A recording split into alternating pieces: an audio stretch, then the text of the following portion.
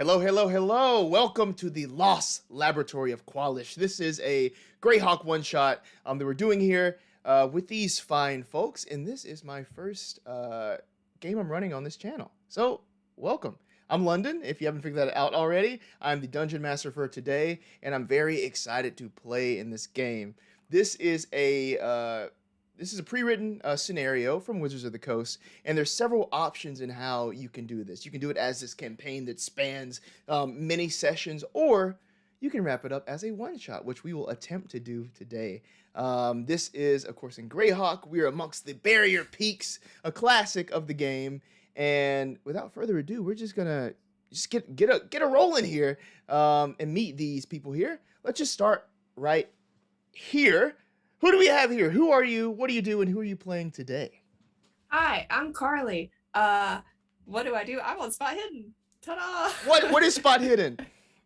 Spot Hidden is our Call of Cthulhu actual play stream that we do. There we go. As if people who know you don't know about Spot Hidden. But yeah, I'm playing Magera. She is the Eladrin Warlock. So, yeah. Fantastic. Who's next to you, Josh? Hi, I'm Josh Turner. I'm an actor and a voice actor from Atlanta, and I'm playing Broomrock, Bugbear Fighter. Nice. Below you. Oh, it's me. Hi, I'm Lexi Scarborough. I am, what do I do? I'm an educator of young minds. I'm a teacher. And in my free time, I like to do D&D. And I am playing Riva Rainwater, a halfling Tempest cleric. Yes, indeed. And last but certainly not least, who we got? Hey everybody, I'm Price. I am a Twitch streamer and voice actor out of Birmingham, Alabama. And I'm going to be playing Galdrin Cadewing, who is a half-elf ranger. And I think he's cool. Cool guy. And if you want to explore any of these wonderful characters today, if you're watching live on Twitch, you can just, go over the overlay. You can access their character sheets that is there. Will link you right to D&D Beyond to check those out. But we all are going to venture into another world. We're going into the world of Dungeons and Dragons, baby. Our story... Was that too much? I just need to point out, I'm real squishy compared to y'all. Oh boy. Are you looking at the stats? Yeah. Let's see. Where are you at? What do you mean squishy? A little squishier. Yeah. Squishy. Yeah. You need a non-squishy spell. I have that. Maybe. Nice. Come with me, if you will, to the faraway land of the planet Oith. Now, on this planet, the people tremble in fear of this massive mechanical golem that has suddenly appeared next to civilization. Now, this golem certainly spells trouble for the people below. No one knows where it came from, but they know it only wants destruction. This massive, just metal monstrosity is parked right outside of the temple to Sheila Periroyal, a halfling, a weather goddess. The people that worship at this temple are scared shitless. What will they do if their temple is destroyed? What will the neighboring towns do if they are destroyed? Now, legend has it that there is this ancient inventor named Kwalish. He disappeared many, many years ago. But his prized invention, the apparatus of Kwalish, is known all over Oith. Now, with this invention, there has to be a beautiful and complex mind behind it. Whispers spread throughout the land. If there's anyone that can disable this monstrosity before it causes terror in the land, it's Kwalish. But of course, no one has seen Kwalish. That is where you all come in. You have been hired by this person known as the Cartophile, a person who is known for mapping the land and who has mapped Kwalish's last known expedition into the Barrier Peaks. This man has given you a guide, a friendly Modron named Gearbox, to lead you through the wilderness, and you've made the long, cold trek through the Barrier Peaks. Now, as you make your way through these winding, rocky crags and passageways, I would like for let's see who's gonna go first. Let's go with Riva, or Riva. Riva, if Let's you go. please. Yeah, let's go with Riva. Please introduce Riva for us. What do we see as Riva passes through these caves? So as Riva's passing through this cave, you're gonna see a grizzled halfling of about 80, 75, 80 years of age, which is about middle age for a halfling. She's got curly black hair that's cut pretty short. She's wearing a red bandana. And she's got, the most noticeable thing about her is an octopus tattoo that goes all the way up her neck. And she also wears a green velvet cloak, and she's been kind of quiet through this journey so far. As you're moving along on this journey, Gearbox sort of leads the charge and says, "Okay, wait, north, this way. This is the way we need to go. Yes." And he sort of clicks, and you see this beam shoot out from the front of his singular eye. He's like a little round figure with these little wings, and he's all metallic and gold. But from his eye shoots out this flashlight that illuminates the way through this passage. But what he illuminates, you would sort of notice on the wall, is written in Infernal. Does anyone here read or speak Infernal? I do. You do? I do.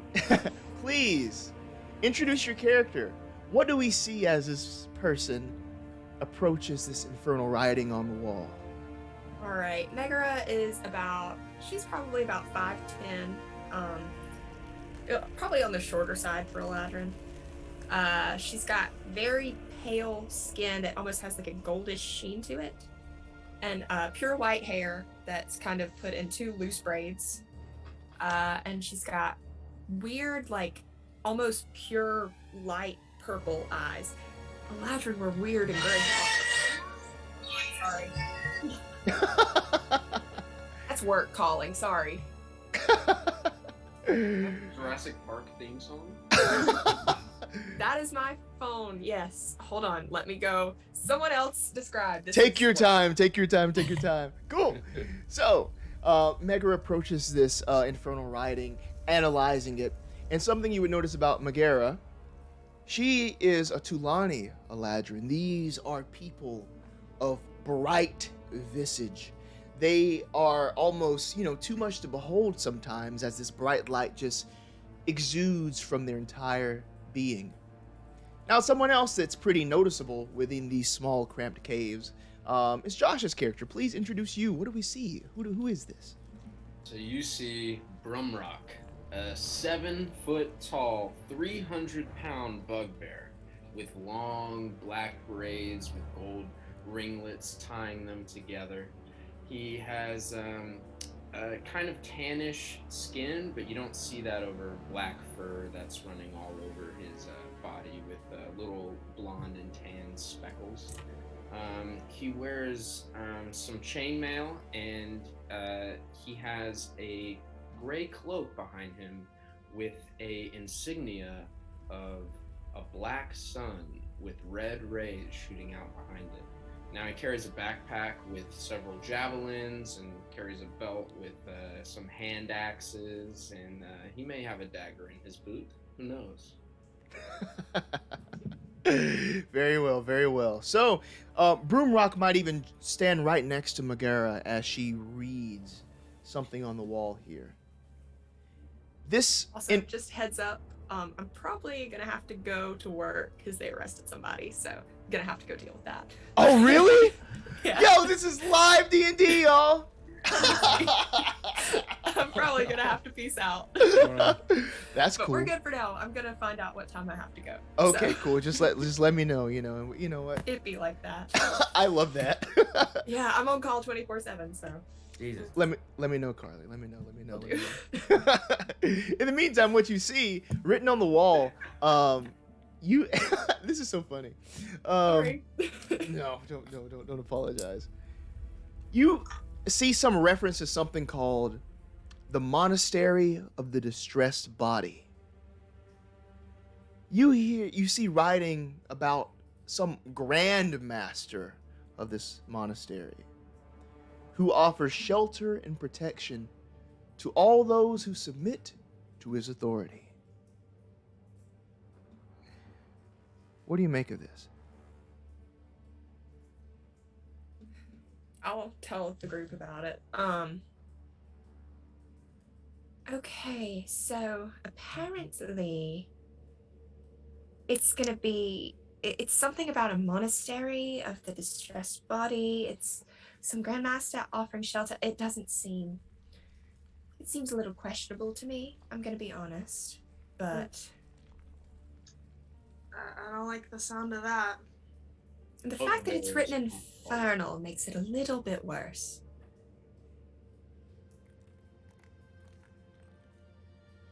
Well, I don't know anything about that, but Kwalish should be this way, as he points and sort of whirs around. Next up, please introduce your character, Price.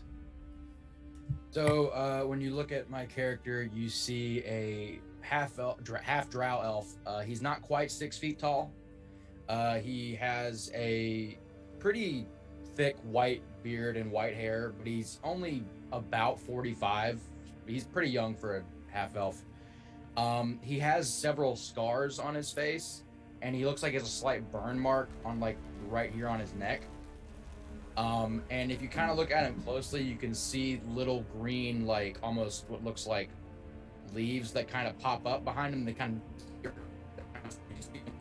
of, but despite all that, he has a pretty warm face, despite a lot of the scarring on it. And he's wearing just pretty basic cloak and everything, but he does have pretty decent armor underneath it, looks like. Great. So now we have the whole party here, and Gearbox leads you sort of whirring through these passageways. This way! No, this way! This way! Wait. Gearbox. Yes! That was your name, right? Yes, Gearbox, at your service! You know the way how to get to places, right? Yes, I am the Cartophile's assistant, and he uses me as his personal compass. Okay, so can you look in your files and figure something out about that stuff that we read back there on the wall? Yes. Do you know anything about that? Let's see if I know anything about that. What did it say again, Magera? Yeah. It was the monastery of the distressed body. Searching. Use your little robot brain to figure that one out, please. You see his one eye sort of squint. I'm not coming up on anything. But if my calculations are correct, if we proceed through this passageway, we shall enter the valley where his laboratory was once situated. Okay. And modern technology is crazy. Yeah. This is nuts. Let's I'm go. not understanding any of this. This is nuts. Of course, I'm not from this plane, Galdrin. Oh, Anyway, planar let's go. technology is crazy. And he This is nuts. just he whirs out of the way. I think we should keep moving. Sure, let's go. I'm so tech illiterate. I don't know how to deal with these robots. What is tech? You're asking the wrong fella. I don't know. Let's just follow them. Go ahead, robot. It's Gearbox. Excuse me. Gearbox. Gearbox leads you through the winding darkness, and soon, light begins to flood into the peripherals of your vision. Ahead of you, there is an open doorway that leads out into the light. Your eyes are already starting to adjust as you see this. there is a cool wind that makes its way through this passageway, whistling down the cavern. And as you break this barrier, as you step out into the light of the day, off in the distance you can see the barrier peaks in front of you. But most curious, you see this giant floating island of rock, floating hundreds of feet in the air, straight across from you over this chasm. It's in the center of this valley, and there are these enormous chimney engines that are extending from the bottom of this floating island. They burn with this deep, just ruby red fire, and they appear to keep the island aloft as these sort of jets under the bottom of it, keeping it floating. There are these odd structures that rise from the rock, and they almost look like crystals made of metal. Now, sort of further down the cliff edge from you, there appears to be this flat metal dock. And on that dock reclines a feline monstrosity with a sort of a female humanoid head on it. And there is a matching dock hundreds of feet away on the edge of that island. This is what you see as you step out into the light. Wow. I've killed a lot of things. I've never killed anything like that. That's big.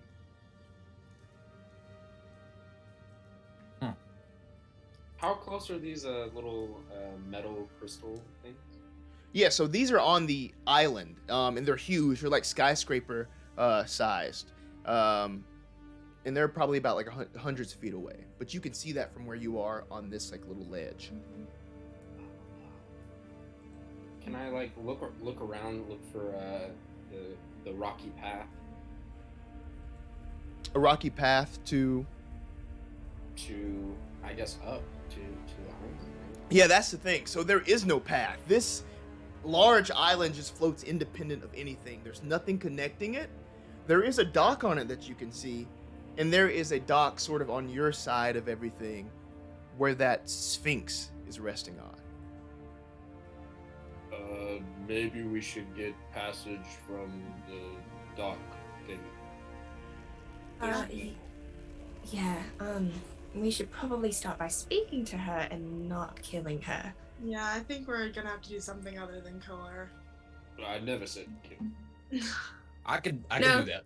That's fine. We Okay. can do some light maiming. Okay. If it comes to it. All right, let's go. I think we walk there. We're going down there? Okay. Yeah? Sure. All right. As you get closer to this this Gyno Sphinx here, she appears to have suffered some sort of ancient injuries to her head, but they've been healed and replaced by mechanical components. Both the creature's eyes are now not eyes, but these glowing blue just lenses that shine out. Around its head, there are these sort of spinning metallic devices that orbit around. She looks over at you. Entreat with me if you wish to cross to the monastery. You do not appear entirely ignorant, and I look forward to adding whatever small knowledge you might possess to my collection.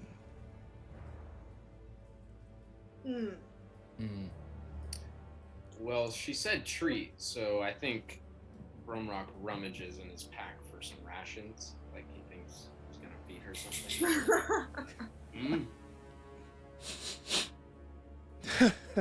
Treat. I said entreat, not treat. I don't want snacks. I want knowledge. Any specific topic or just general knowledge of it's nice weather today? That's something. Well, here's the thing, Half-Drow. I've collected all the knowledge there is to know over the years. If you want passage, you'll have to pay the toll. A bit of your knowledge, or you can try to stump me with a question that I can't answer. If you can do that, then you shall pass. Pay the toll or stump me. The choice is yours.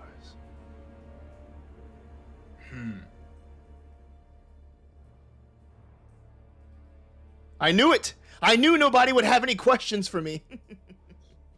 What happens when an immovable object meets an object that can't be stopped? Can I have 30 seconds to Google this? Okay, all right, you know, I took logic in college once.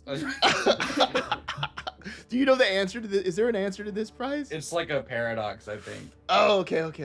Here's Yeah. what we can do. You can ask the Sphinx an in-game question, maybe something that might have to do with your backgrounds, or you can ask me a trivia question, but I have 30 seconds to use Google if I need it. It's up to y'all. Okay. Oh.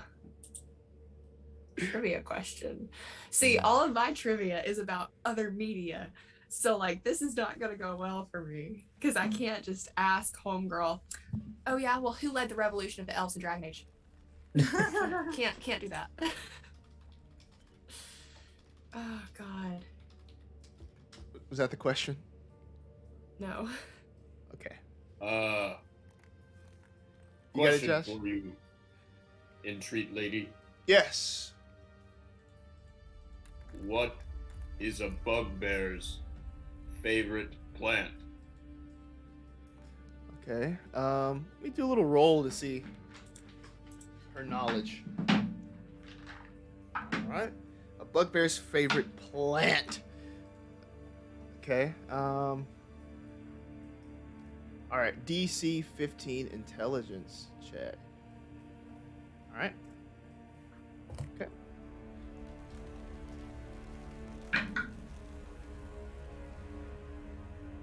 $19. She knows it. What is the answer? Ambush. Oof. Ambush. Next question. Dang it.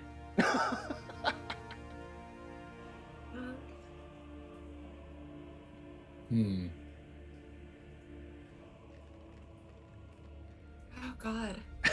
It could be This anything. is hard. I literally...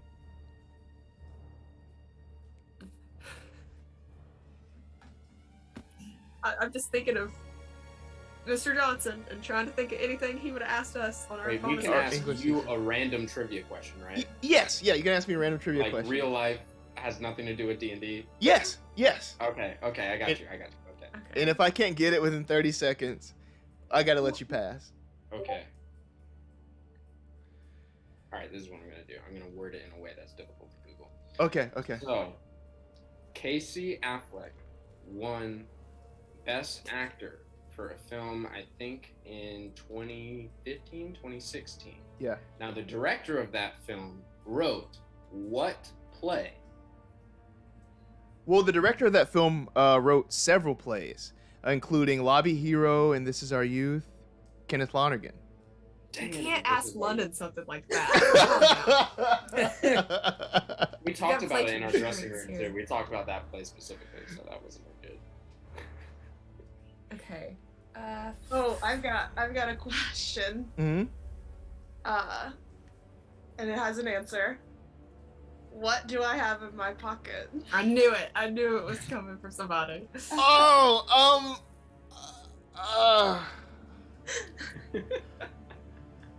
I don't know. Big brain play. Oh. Don't know. You get 3 guesses. You get 3 guesses. Lint, Not it. your phone. No. Oh, this is in game. Oh, okay. Okay, let's You draw. can roll. I'll allow a roll for it. Thank you, gracious dungeon master. I'll allow Of it. course, I'll allow it.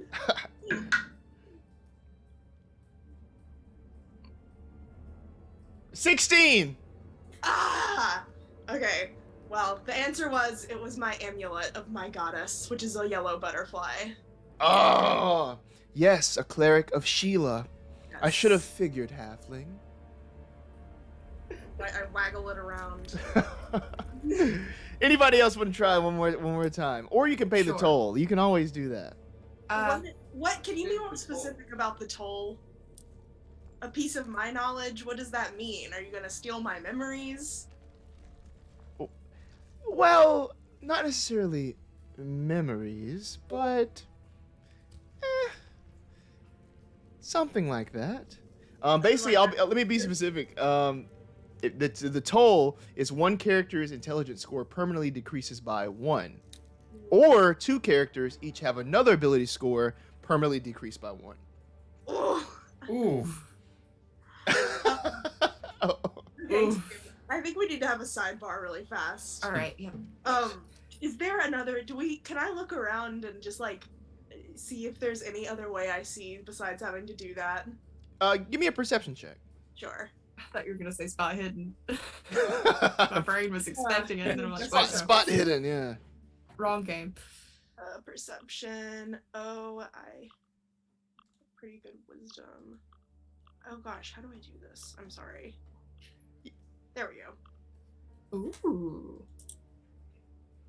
That is the Ooh. first- I got a 19.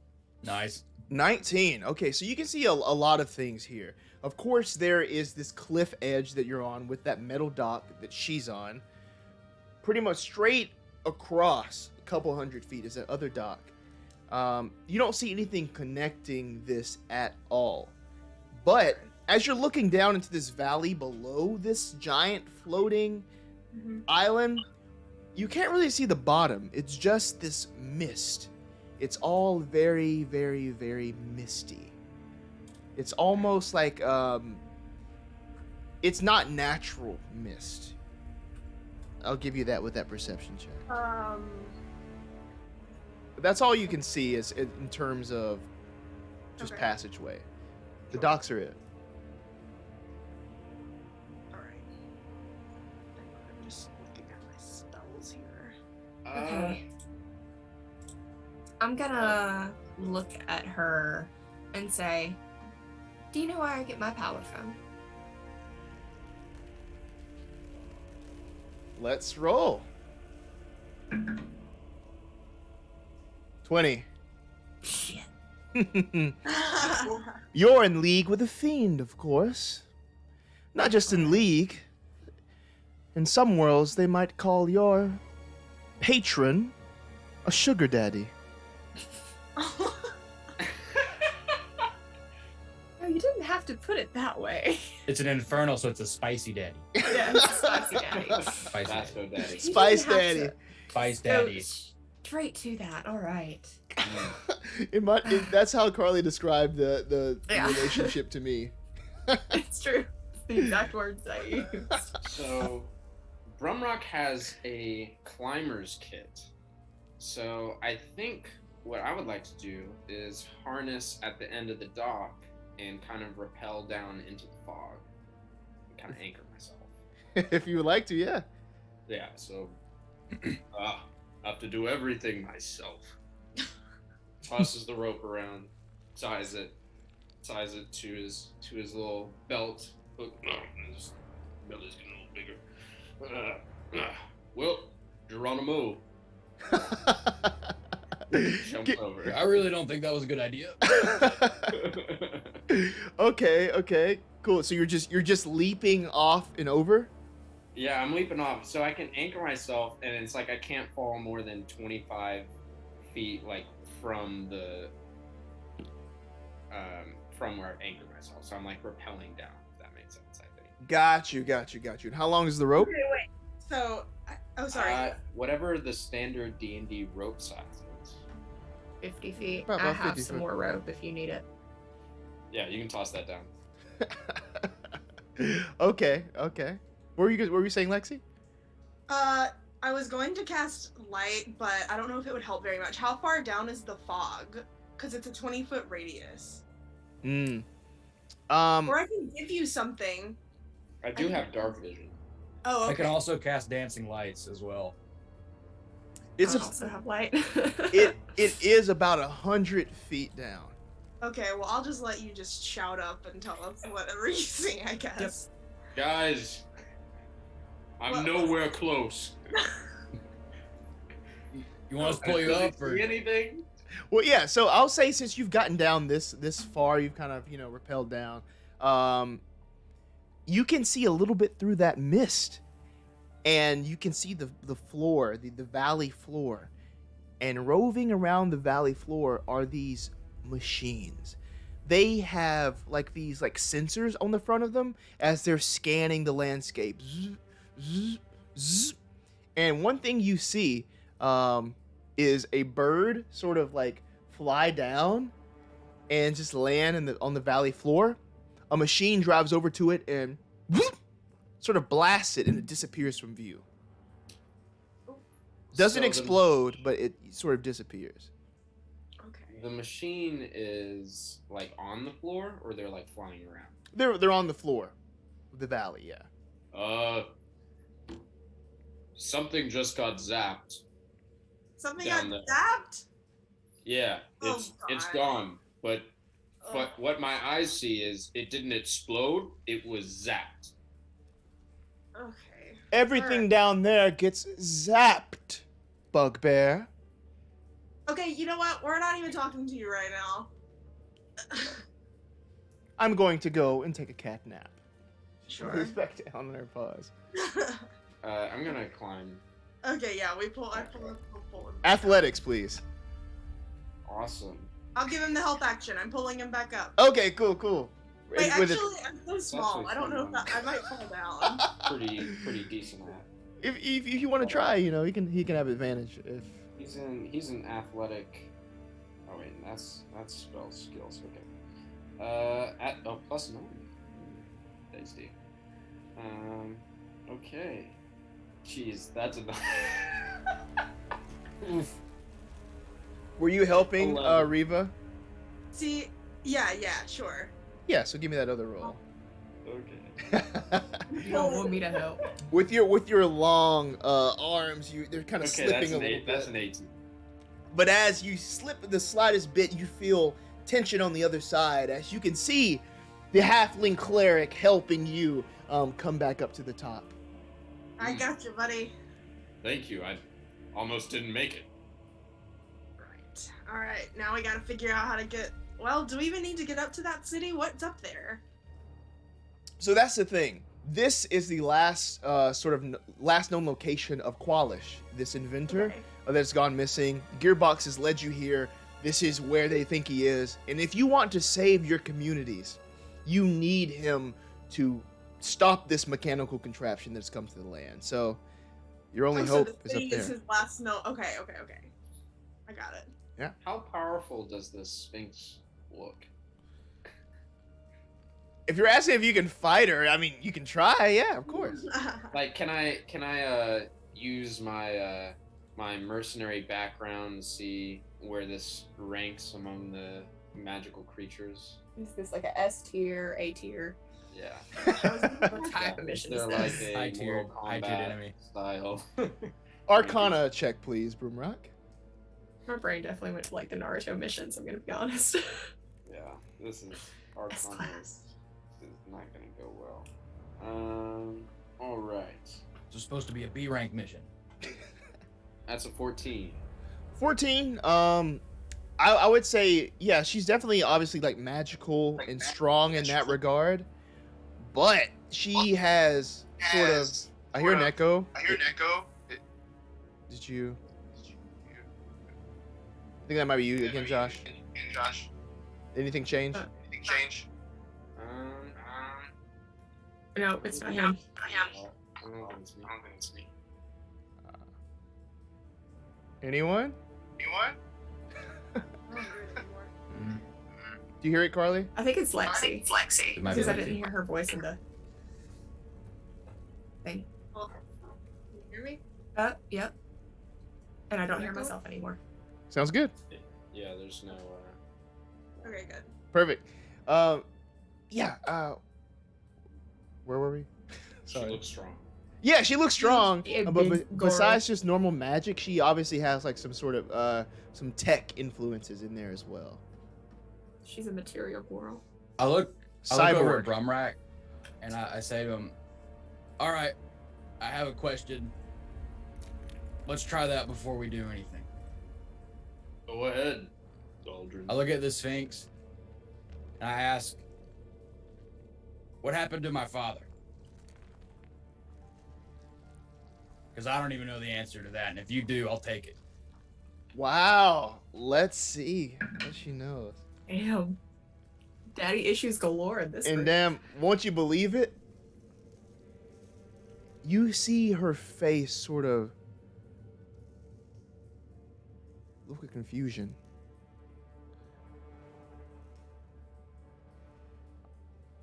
I don't know. You and me both.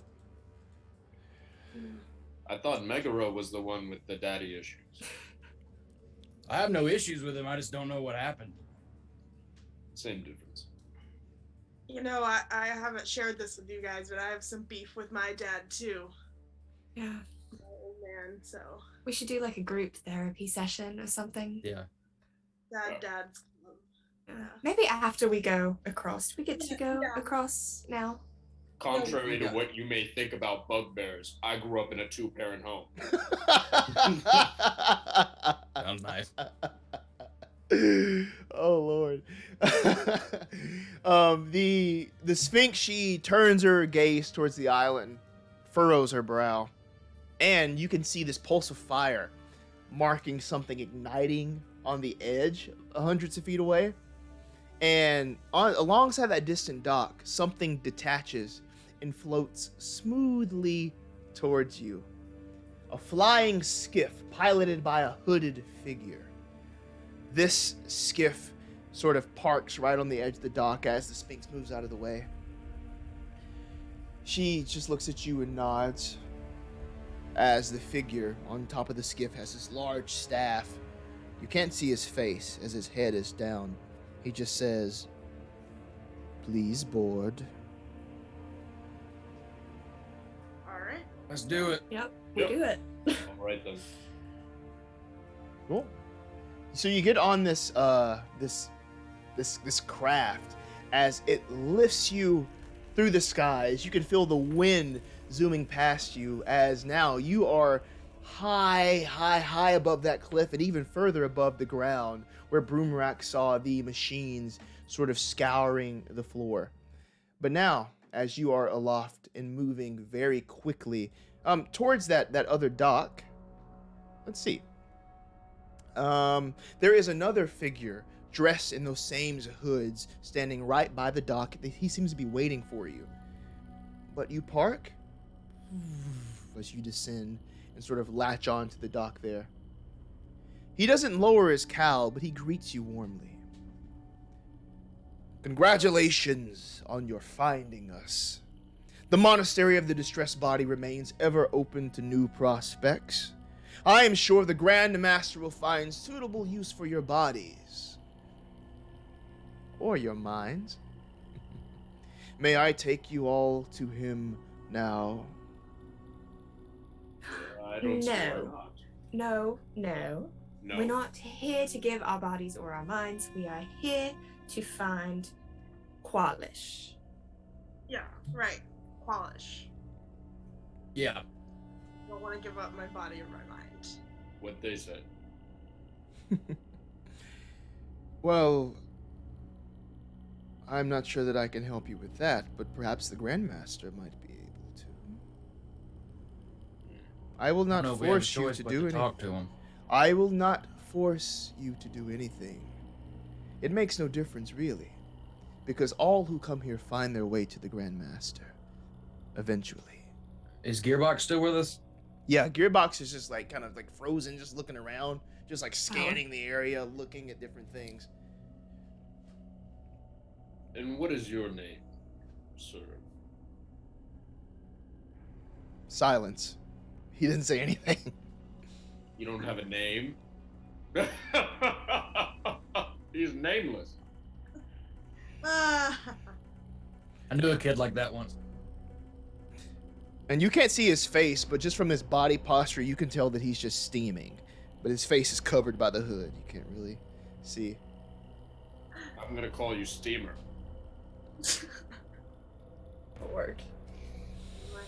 You're All one for right. jokes, but welcome to the monastery. Please feel free to explore. But as I said, everyone finds him eventually. Where is your Grandmaster exactly? He extends a hand straight behind him, and from where you are now, you're like, it's almost like a big, large campus where you are, but straight back, there is this huge, like, skyscraper that looks like, as I mentioned, a metallic crystal. It's alien in design and juts straight up out of the ground. It's almost like a grand church, if you can imagine that. He points there. That is the central abbey. The Grandmaster waits there. Anyone can makes point. sense. Anyone can point you there if you need to find it. Elsewhere, we have, and he just sort of points to random places in the monastery. The dormitories are that way. If you find yourself in trouble, the prison cells are that way. The leather works are elsewhere. But of course, the Central Abbey. Can't miss it. I'm thinking either Kwalish is the Grandmaster or he's in the prison. Definitely one of the two, yeah. Shall we Galdrin, just... what do you think? I think we need to just. I think we're gonna have to speak to this Grandmaster eventually. I say we get it over with. Yeah, but maybe we could go try and, get some intel from people around, or maybe they're all just like this and they're not gonna tell us anything, but it could be worth Can't a hurt. shot. Magera. Sounds good to me. Well, whatever we need to do. I'm fine talking to people. Let's go have a chat. Let's go have a chat with somebody. I want to walk around and see if I can spot somebody who looks a little squirrely. they don't. Mechanically squirrely. Yeah. Yeah, so you'll actually see a bunch of people. Like, I mean, there's just tons of people walking around like it's casual. It's almost like imagine like being at I mean, Josh, you don't get this reference, but I'm sure you have something similar. But like just being on the green space at Auburn, there's just people just walking around. They might be sitting around or just doing something, talking amongst each other. But everybody has these robes on and everybody's face is covered. They keep those hoods pulled down and their heads kind of at an angle down like that. Okay, maybe nobody will talk to us. But they're talking to each other. You can approach anyone you would like. I think we should lift someone's hood. Yeah, I'm just gonna walk over to like a random group of people. If it's like on the green space, just like find some people playing frisbee or something, and Okay. go over to them and be like, how'd you end up becoming a member of the, what was it called again? The Monastery of the Distressed Body. The Monastery of the Distressed Body, of course. Why did you want to come here? I'm looking to become a member. I want to get people's opinions. Oh, we would love to have you here. This is really a great place. I was looking for community, and I believe that my friends here were also seeking community as well. We found it here as the Grandmaster is very strong and very powerful. When I was little, I'm actually from Jeff, and I wanted to be a great wizard. I wanted to learn all the secrets of magic, and I learned that I could do that here. I made my way through the barrier peaks, and I found myself here, and the Grandmaster welcomed me in. I have never gone back. We would love for you to join our brothers and sisters under the Grandmaster. Cool. All right. And what is it exactly that you guys do here? Well, we mostly serve the Grandmaster in keeping this monastery afloat. All A lot of us work, or a lot of us study just the area. There's so many rich facets of the history of this place. They say it is a planar ship that was lodged into the mountain itself. It tried to take off, but the weight of the rock has kept this in suspended animation. Again, you can't really see the face, but you know the body is showing sort of enthusiasm. While Okay. she's talking to him, can I expend a spell slot in order to do my primeval awareness action? Sure. Cool. So I'm gonna use a level 1 spell slot, and that's gonna tell me if within a mile, if there's any aberrations, celestials, dragons, elementals, fae, fiends, or undead within a mile of us. Nice. And I can kind of sense it. They won't tell me where they are exactly, but just if there is any in a mile. They're here. They're here somewhere. Okay, yeah, I'll tell you. You pick up. Yes, there is specifically fiend activity. Very close. Yeah. Well, I finished up talking to this guy. I extend my hand, say, well, it's nice to meet you. I'm Reva. What can I call you?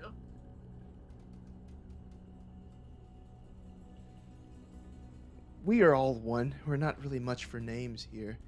Oh. Only some of us keep our names. Like Alright. who? Cool. Well, maybe I'll see you around. All right. I kind of gesture to the group, like come here, and I let them know about, and I'm just like, something's off. I can't tell exactly where they are, but there's fiendish energy here. You couldn't tell something was off the minute nobody would give us their name and their I had to activity. concentrate. Well, more off, extra off. They said that some of them keep their names. Maybe we could find out who keeps their names, why they keep them, why the others don't. We have yet to ask about Kwalish. Yeah, that's what I was wondering. Well, I just don't really want to show our hand too fast to these people. I don't really trust them that much. And should we take it to the Grandmaster? Might as well. Sure, cut out the Oh, middle. so This anyway. listen, you're a fiend sugar daddy. Would he have any idea what kind of fiends are here? He might. I'm not really. It's Sugar not like I daddy. can just talk to him. I can Doesn't try. work like that. Not really. But Let's keep on your toes, I guess. yeah, I'll This work is on out it. getting the infernal milk. What? Oh.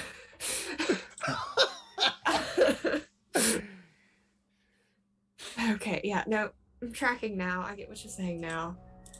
All right. I'm smarter than I look. Yeah, apparently. Oof. Okay. Well, Shit. just keep your eyes open, I guess. Yep. To the Grandmaster? To the Grandmaster. Yeah. All right, let's keep our eyes open. So this cathedral type place, this might have just to give the players sort of like a image of this. Imagine it. Okay, if this is a big spaceship, this thing is probably like the comm tower, or like what was the big comm tower of this thing. But nobody stops you as you're walking closer to it. Everybody still keeps their hoods down, but everybody's moving around pretty leisurely. A massive pair of cathedral doors open to a long nave. Rows of balconies line the walls, occupied by a couple dozen hooded monks still. They just come to watch the audience about to take place. So as you come in, other people are just like, oh, yes, they're going in. I think we have new recruits.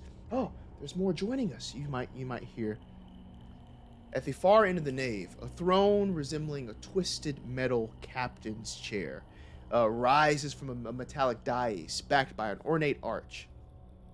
There sits the Grandmaster of the distressed body. May I have an Arcana check from everybody? Yes.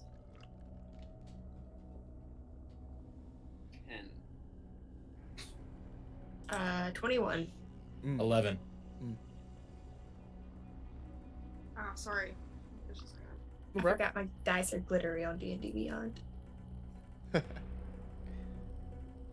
7. Okay. Yeah, so only Magera would probably know this, or would know this probably very well. This is a bone devil. Oh, good. Yeah, the Grandmaster is a bone devil. Great. If Great, you're not love that for familiar, us. very large, almost perfect. General Grievous-like in build, made of bones with these long claws and a large scorpion-like tail, right?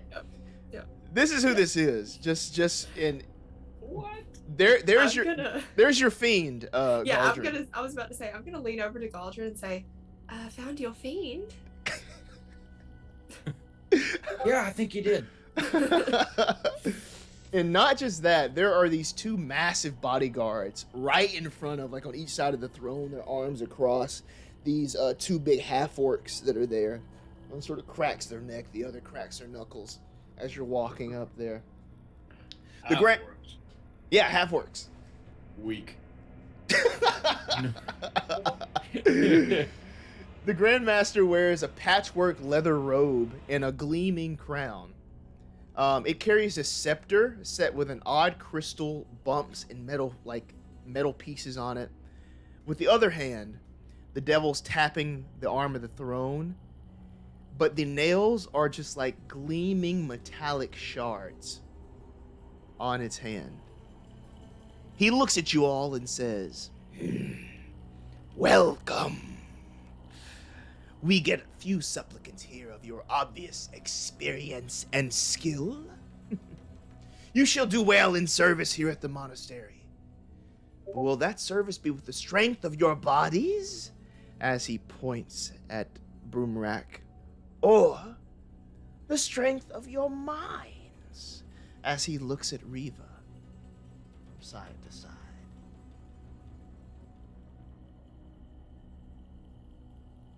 If I may, we're not really here for applications or anything like that.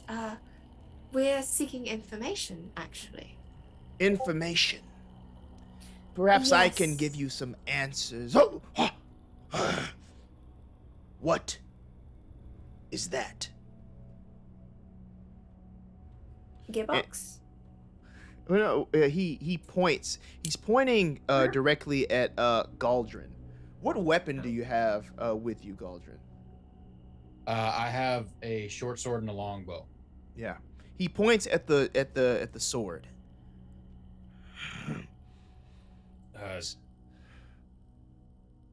I reach back and I don't unsheath it, but like I take the scabbard off my back and I just kind of hold it like this. I'm like, it's a sword. I see. Steel. I see it's a sword. We don't allow weapons inside of the abbey. Who did this? Lean! Lean! Our dockmaster. The dockmaster here. He summons the monk that met you at the dock. Summons him. I strap it back on my back. I look around like he doesn't see my getup. Like, Yeah, you're covered in I- stuff. The stuff in the boot and I lean everything. over to him and I'm like, I'm surprised he picked me out over you. Yeah. That was surprising. I guess it's the drow thing. Maybe. Well, I gotta be drow.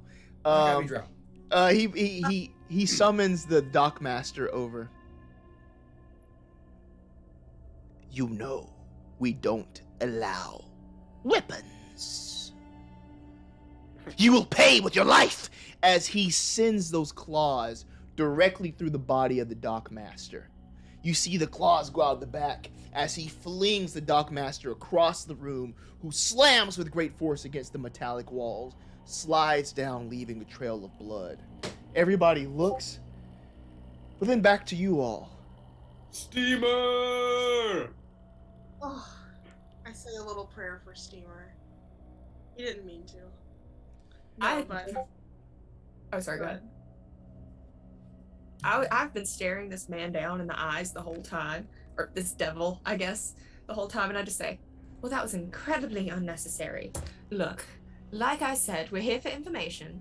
Yes, proceed. Just She's just not even fazed by this, just moving right past it. I'm just kind of staring at the dead body, like, oh, just kind of a little frazzled about it, but then I shake it off. Before we ask anything, I just need to make sure this isn't going to be some sort of exchange, is it? You're not going to ask for something in return if we ask you a question? I know things with devils can kind of work that way. I mean, unless you want like gold in exchange, in which case, Yeah, we I can got- definitely do that. I just know how you are about contracts and all that. Well, I would just like a modest fee for information or your service. Either suits me. I'd like to speak some fellow goblin to these half orcs. Right? They speak goblin, right? Orcish. Orcish? Is that what I would Or is that would be embarrassing? I don't have that. I have goblin. I didn't know there were two different evil race languages. I don't speak to them. Do they speak Orcish? Crap, I don't speak Orcish either. Yeah. I don't have that. I have Celestial, Elvish, Common, and Infernal, but nope, nothing I have else. Celestial, Common, Dwarvish, Elvish, Goblin, Halfling, and Undercommon. Jesus, okay. Yeah, I don't know. It just kept giving me language options. Just flex a little bit. Oh, because you're favored. What if Yeah. we propose a little trial by combat? Oh gosh. Us versus the two big guys. Okay. Well, These are my best bodyguards. I won't have them They're just half-orcs. fight you. We don't have to kill him. We why can don't you just tell us the price? Yeah, before we what's the ask fee?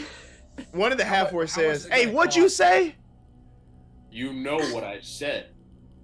We don't have to kill you. we just I have to speak be common. Of course, I know what you said. Sit your common butt down. Oh god. You're outnumbered here. We're not even gonna bother. here. Okay, what fee are you Toxic at? masculinity over there. Okay, so what the Bone Devil would like to propose, in order for you all to get what you want, he's gonna ask for all of your magic items Nope. and 1 year of service from either the strongest or the most intelligent character. Absolutely not. Yeah. Right? Like we're not I- going for that. I am already in service. I don't want to to serve that guy. I'd rather not give up my necklace, but These are my conditions.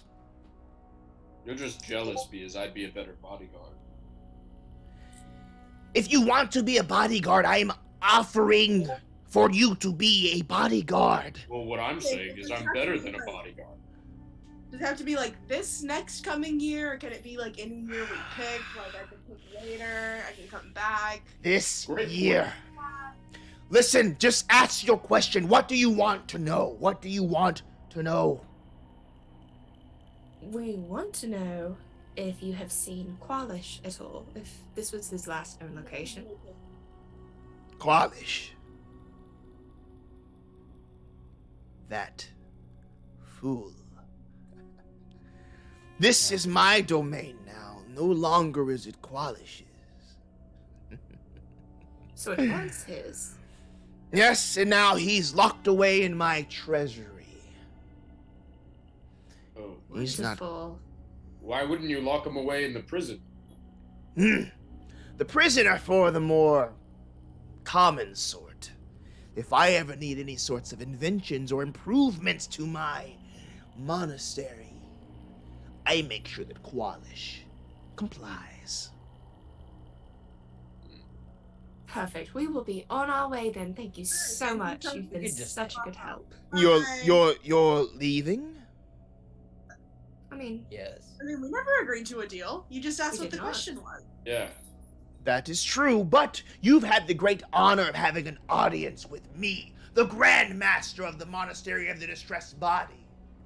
For that, And we thank you very much for that. For And we'll that, be on our- you remember must- it forever. You must pay in service. 1 year of service for this audience you've had. Whoa, whoa, whoa, whoa, whoa! You're reneging on the deal. It was question never made a service. deal. Now it's audience service. We didn't know that. You're like a used cart salesman. Did you say used cart? Yeah. Good one, Golden. Thank you. Oh my goodness. At that, he says, East wind? The orc. West wind? Yeah. We're gonna have Where's a the rap north battle wind? with them? Like,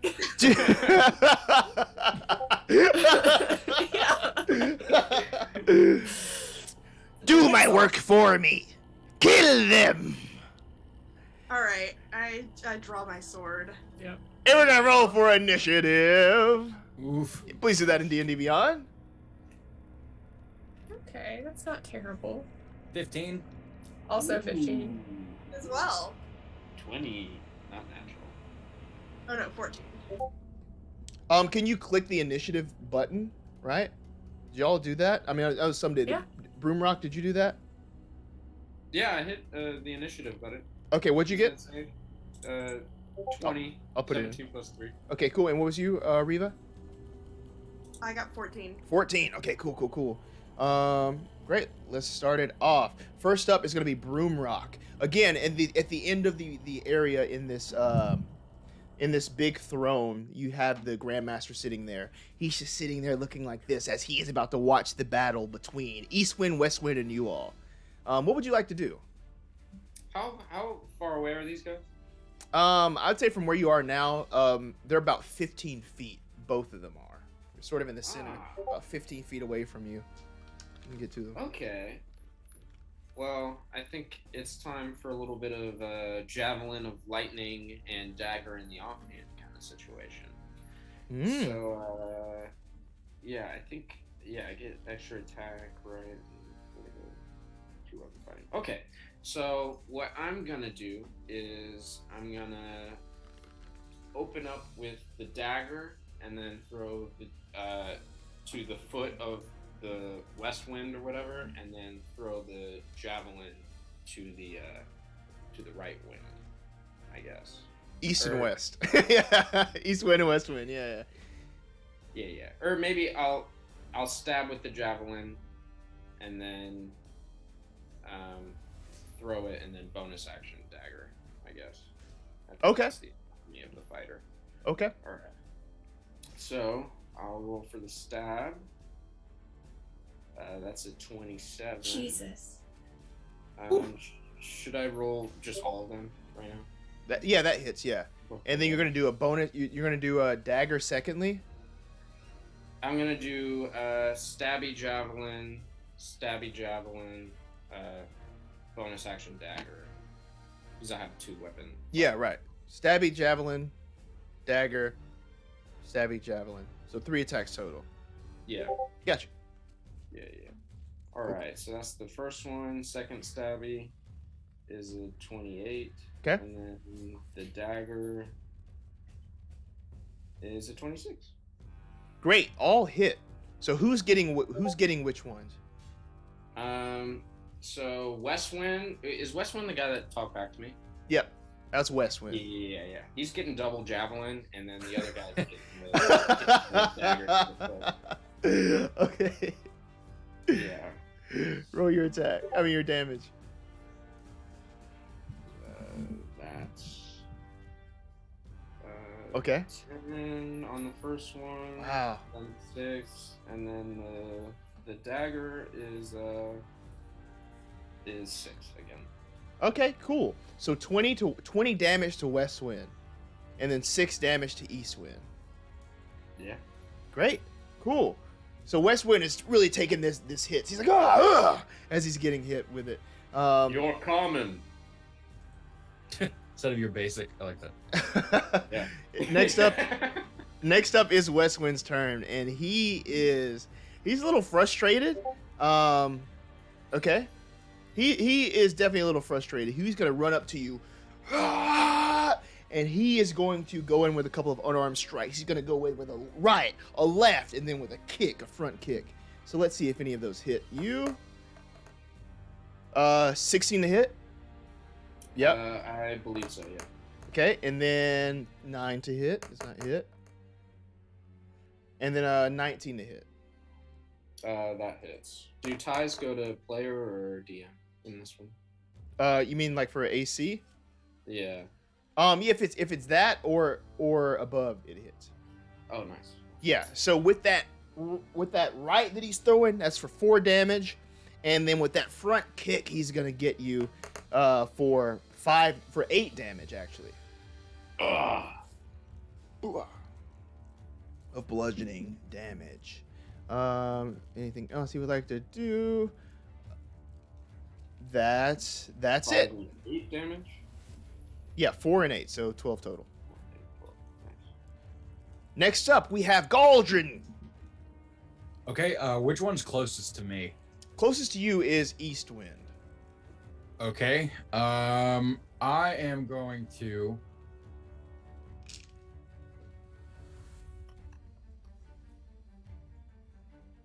Yeah, I think I'm going to do this. I am going to attack with my short sword.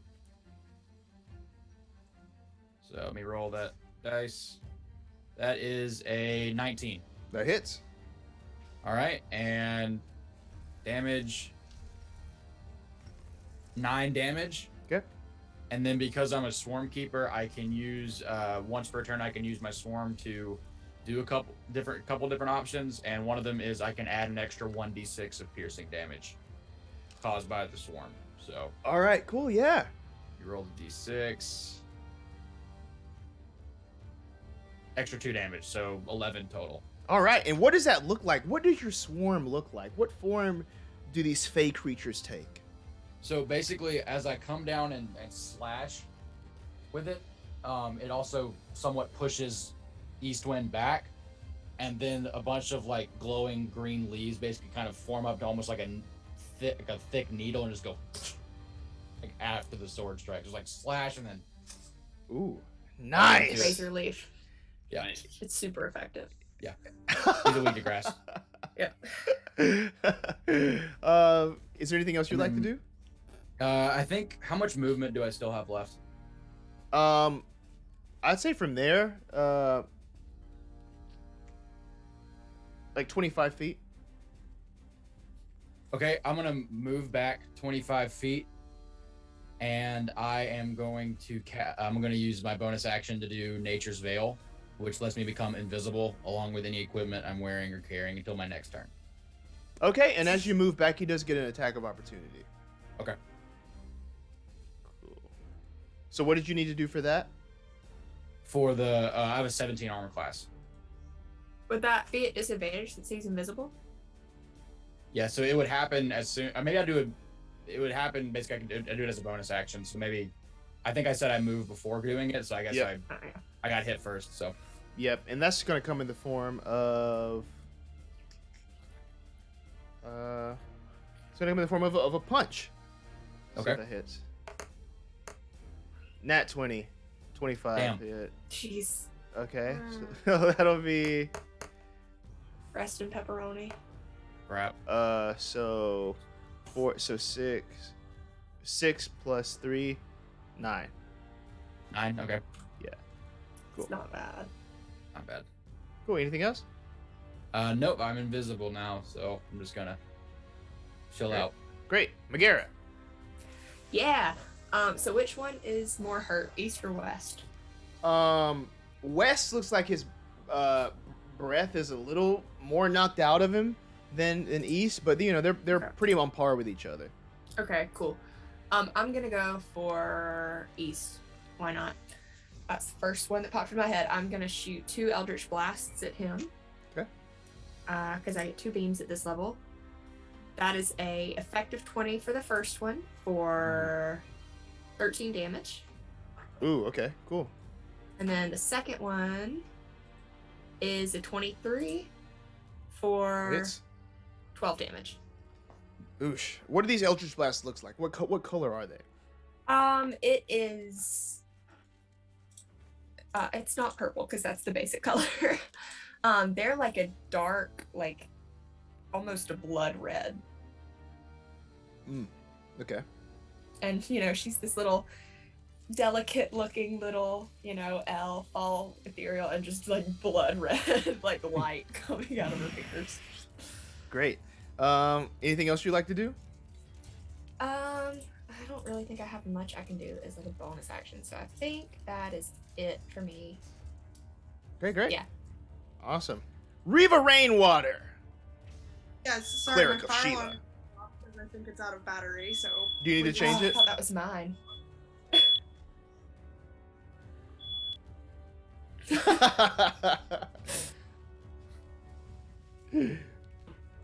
If you need to take it out or change it or address it, you can. No, I think I'm good. It might just beep occasionally, but it's fine. The building's not on fire. Okay, so I am standing there, and so I'm figuring like the Bone Devil is going to try and kill us when we defeat these guys. So I'm just gonna go ahead and try to get a hit on him. Or what do y'all think? Do you think that's a good idea? Do it. I think you should do Yeah, go for it. Go wherever the spirit moves you. No mercy. Cobra Okay. Kai. So first, I'm gonna try and hit the let's say east with a mace attack first, and then I'm going to use my bonus action to cast Spiritual Weapon, which gives me another attack, and I'm gonna aim that one at the Grandmaster. Okay. So mace goes first. That does not hit. Okay. Well, I'm still gonna try my Spiritual Weapon. Oh, Nice. 21 to hit. Hit? That hits the Grandmaster. Yes. Oof. All right. All right. Did he 9 damage? For 9 damage to him. Okay. Nice. Great. And as that hits, he says, "You're mine."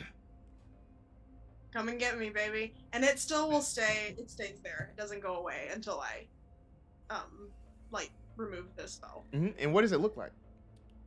Oh, I forgot. So the magical weapon materializes as a big trident, which is paying homage to my sailing past. As a Nice. sailor.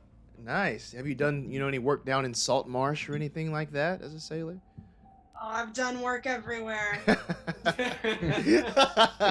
lot of dirty jobs. The life of a sailor will take With you my all over the crew. world. Yeah, nothing like this open sea. She gets a wistful look in her eyes as the battle is raging around her. And then The Oh. flashbacks.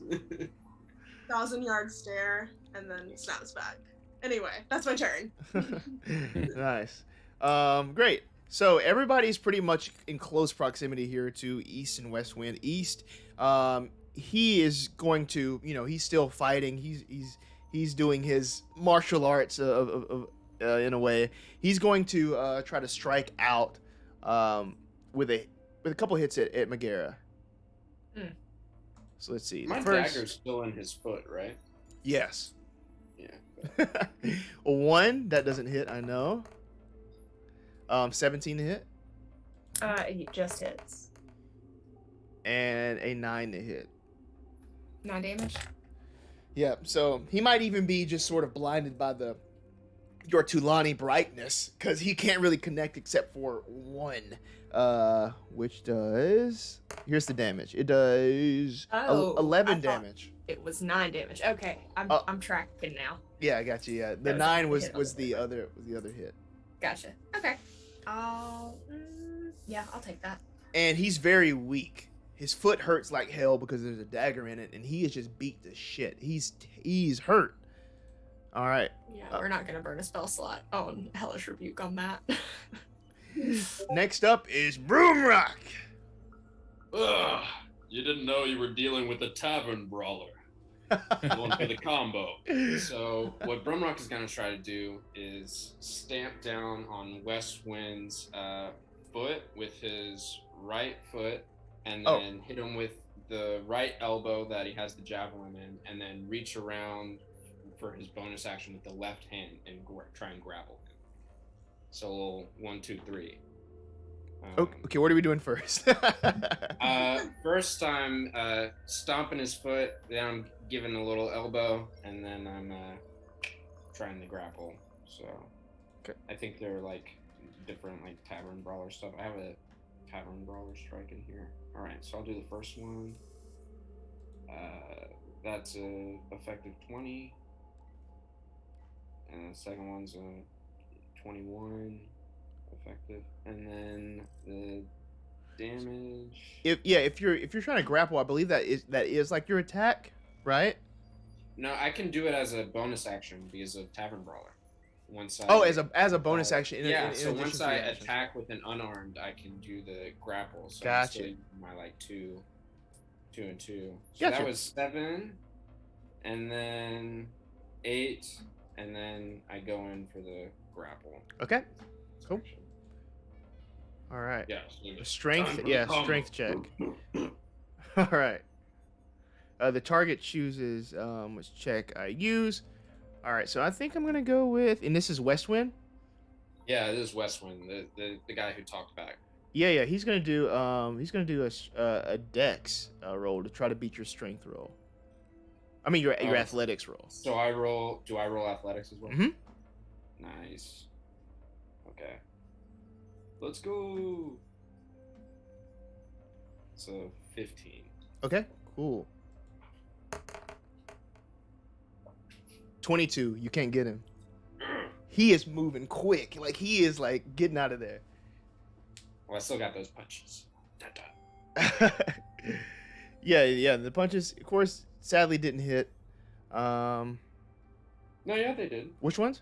What was it? The first 2 attacks. The punches. What'd you roll? A 20 and a 21. Oh, a 20 and 21. Yeah. Oh, never. Sorry. What was the damage on those? Total 15. Total 15. Got you. Sorry about that. All right, cool. He's looking rough too. Not as much as his brother, but he's looking bad as well. Next up will be the Grandmaster. Oh shit. Interesting. All right, so the Grandmaster is getting up from this throne.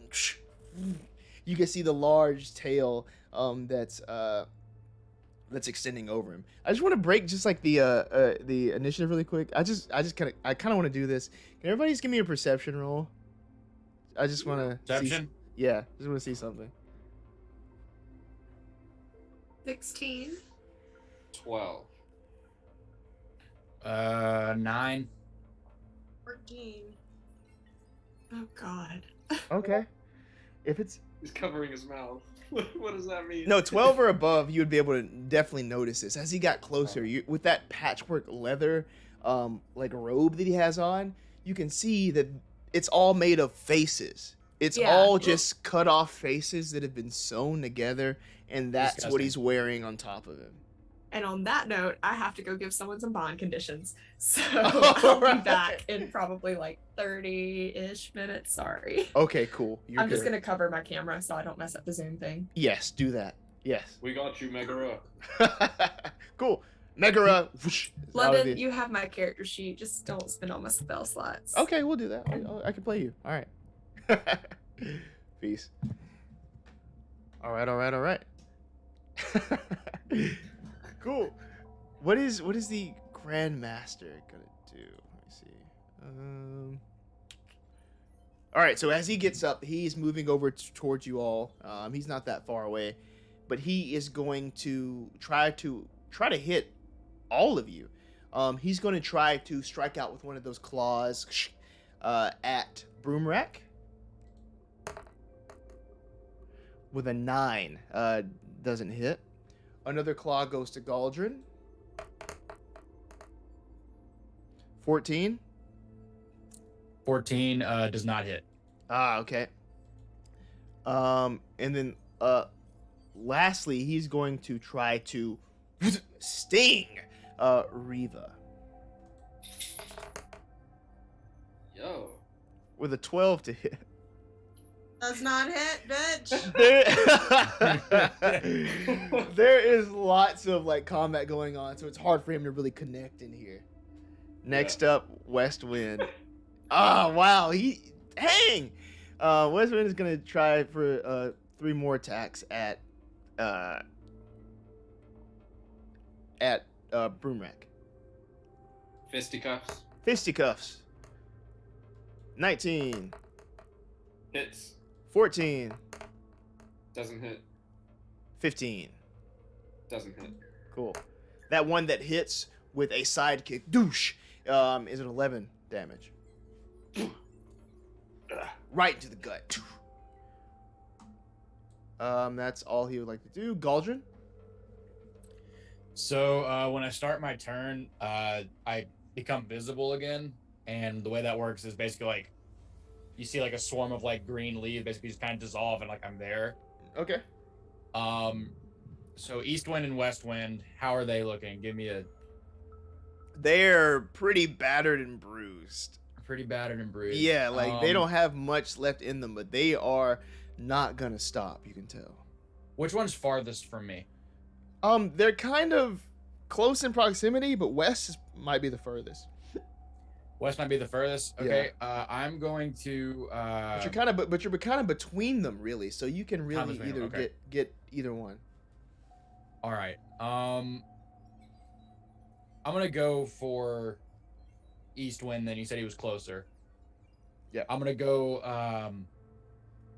First thing as a bonus action, I'm going to cast Ensnaring Strike. It's a level 1 spell. And basically what that lets me do is if I hit him, a bunch of things are gonna happen. So I guess I'll maybe roll to hit with my short sword. Let's see. 22. That hits. All right, so when I hit him, a big, like basically a bunch of like thorny vines kind of get made up out of the swarm as they hit him, and he needs to make a let's see, a strength saving throw. If he's large, he does have advantage on it. Okay, he is not. He's medium.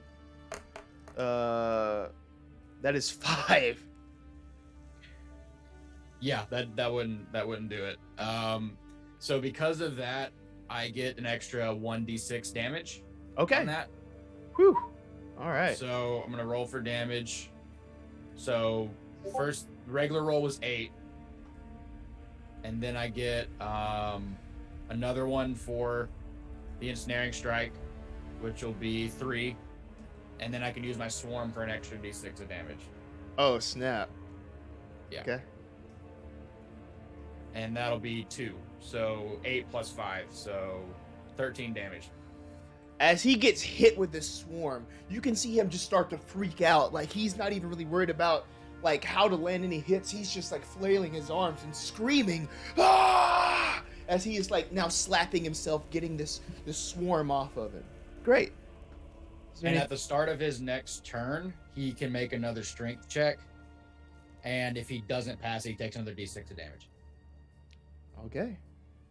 Next up, we're going to go with Magera. I'm going to see if I can use her here. I'm going to send an Eldritch Blast. Boosh at East Wind. That is 10 to hit. Does not hit. Bonus action. What can we do? What can we do? I don't really see anything in the way of bonus action that I would like to use right now. I'll let that be it. As the Eldritch Blast soars past that red energy, poof, exploding against the metal of the wall. As Eastwind is just flailing, and now he's on the ground just rolling around. He doesn't have much left in him at all. Riva. Finish him. Sorry, I was muted. You're I good. would like to cast Sacred Flame, which is a cantrip, on West. He has to make what kind of throw? A dex saving throw, Okay. DC 15. All right. And He fails. 11. then he takes 11. And then I'm going to go with my weapon, my spiritual weapon again. Okay. Oh, Bone Daddy. Bone Daddy. Oh, wait, yeah. So as he moved past that, does that get an attack of opportunity earlier? Oh, hang on. I don't know. Oh, yeah, from the spiritual weapon? Yeah. Yeah. I'll be right back. I'm gonna use the restroom. Go ahead. Go ahead. It's like a... Okay. Says that as a bonus action on your turn, you can move the weapon up to 20 feet and repeat the attack. But I guess it would get. I don't know. It's up to you. Let me see. If it would get Yeah, it.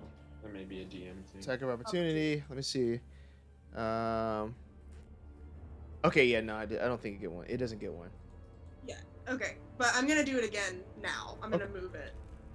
Okay. Shoot him down. So that's a 23 to hit. That hits. Nice. Oh, that's only 4 damage. Just a Worse. scratch. It's a scratch. I'll get you next time. Anything else, Reva? So that's my turn. Beautiful, beautiful, beautiful, beautiful. East Wind. He is struggling.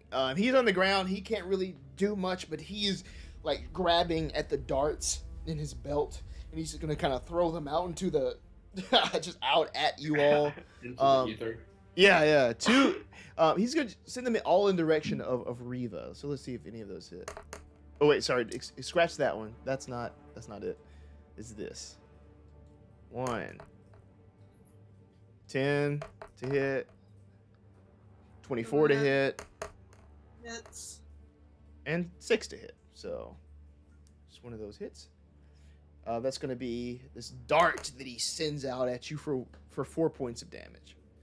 Maybe even that's scraping across the shoulder there. Nothing. Okay. That's East Wind's turn. He's not looking good in the slightest. Like, he's very, very bad. We're back at the top of the order. This is Brumrak. This is our 3rd round, and you're up How's first. Wes looking? Not good. Better than his brother, but not good. He is Okay. bloodied and bruised, and he's taking So- the hits from this bugbear. Has not been light on him. I'm going for the big 4 combo, so I'm gonna action surge to take 2 actions, and so I'm going for the straight headbutt, and then hit his head on my knee. And I'm gonna try and kill him. Oh, so And then I'll bonus that. you going with some unarmed strikes at him, right? Yeah, I'm doing unarmed strikes, and then I'm taking the action surge so I can like keep doing it. Okay, yeah. Take 1 additional action on your turn. Cool. So 3 total. Bop, bop, bop. Do you get 2 per each attack action? For an action, well, so you have 2 attacks. 2 attacks per action, right? Yeah, I Um, have 2 So actions. then with an extra action, you take 1 additional action on your turn. So yeah, 2 more. But, all right. Right, let's so go. 4, yeah, sorry. Yeah, I'll go 4 and then the grapple if he's still alive for the bonus. Okay. All right. First one, that's a 12. Nope. Second one, oh my god. Nope. Yeah. No. Third one is an 18, That hits. and fourth one is an 11. Damn. So I got 6 damage from the 1 hit, and then I go for the grapple again. So I'm just whipping. I'm just like, connect 1. Gotcha. He has a 14 on his grapple. I mean, to get out of it, if you want to do athletic. Hey, 28. Ooh. Homeboy is grappled. Yes. All right, see if I can put that I somehow. missed a lot of punches there.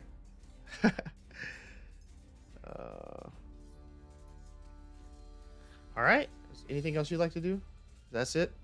But yeah, I think that's all I have. Okay. Okay. Next up, Grandmaster. He is pissed. He's gonna send some more claws at Galdrin and Reva. 1 claw to Galdrin. This first one. 27 to hit.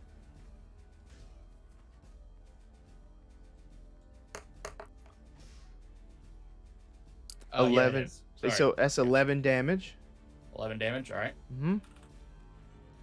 Okay, and this other claw is going towards Riva. Mhm. 22 to hit. Hits. Yep.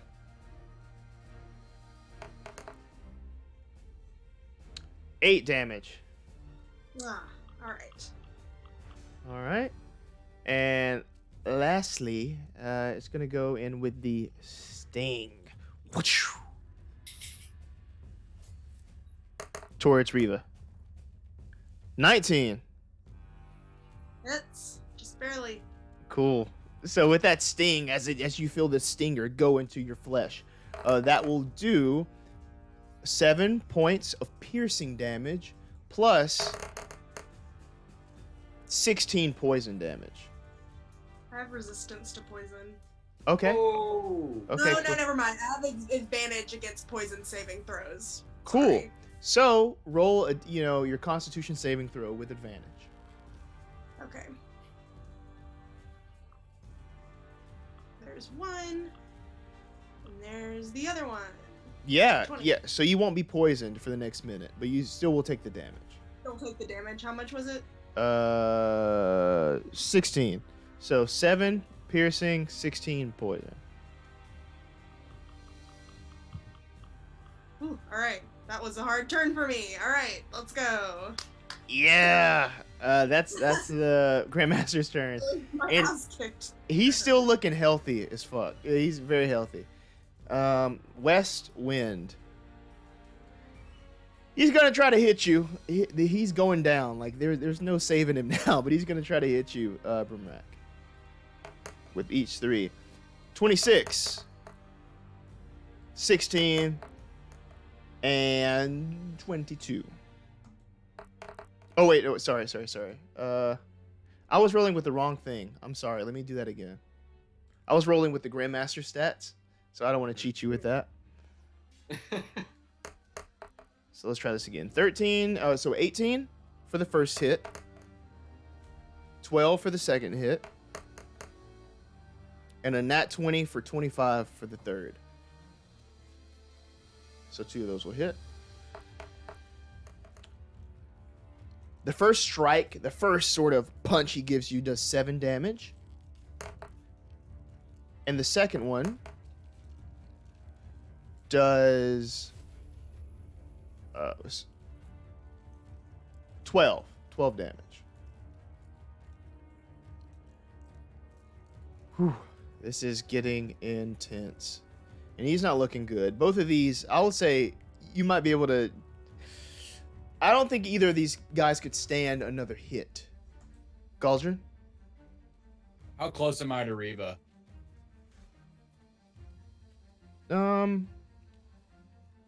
Say within 15 feet. 10, 15 feet. Okay, I'm going to...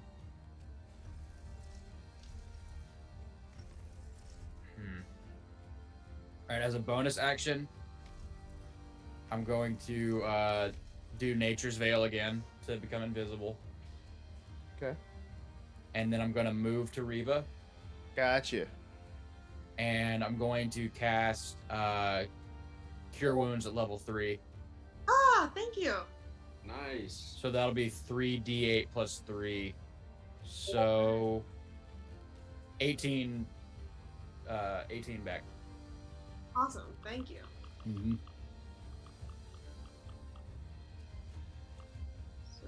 And yeah, I can't attack, so that'll be it.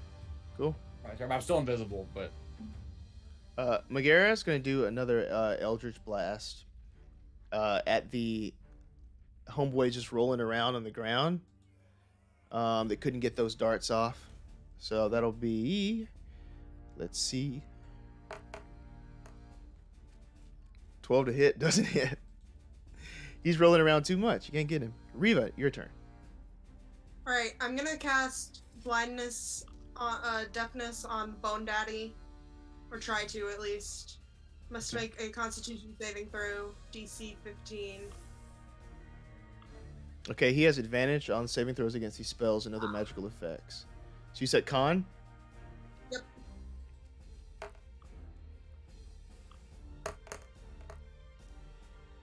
11. Okay, so it was 15. So he's blind. He's blind until. Oh, sweet. Ah, he says. And I'm going to once again, if I can find it, hang on just a second. Once again, go in with my spiritual weapon. Well, actually, wait. Is it still there? Is it concentration? And how long does that last? It lasts for 1 minute, but I don't think it's concentration. Ah. Let's see. So I can do it It again. should I don't list think. it on the spell. It should just have the C next to it if it is. Yeah, it's not. Yeah. So that's an 18 to hit. Yeah. Does it? What is this? The Weapon. No, that hits. Yeah. 18. 18 to hit. Oh, sorry. No, it does not hit. It barely misses. Okay, well, I just rolled the damage, but oh well. Alright, well, that's my turn. He's blind. And that's all I can do. Okay, cool. So now he has disadvantage on all of his attacks, and attacks at him have advantage. Nice. Eastwind, bless his soul. He's gonna throw some. He's gonna try to throw some more darts because that's all he can do. He's really struggling right now. He's struggling so hard. These are going at Riva for the first one. Another goes. God. Okay, 18 to Riva, 23 to Galdrin, and Okay, then the 23 hits. and then a 23 to Riva again. Does me being invisible change anything? Oh, that'll be with so I guess disadvantage. Yeah. Let me roll that one more time, man. Does 15 hit you? No. Gotcha. Okay, cool. So it looks like this one will just hit Riva, right? Just one or two. Two will hit you. 6 and Damage. 5. 11. Still looking pretty healthy. Good. I'm surprised they're still standing. Broomrack, you have West Wind grappled. Mm-hmm. What'd you like to Is do? he gonna try and break it? I believe that's on his turn. Oh, is it my turn right now? Yep, back at the top. Oh, okay. Yeah, they both look pretty bad, right? They look pretty awful. Terrible, So yeah.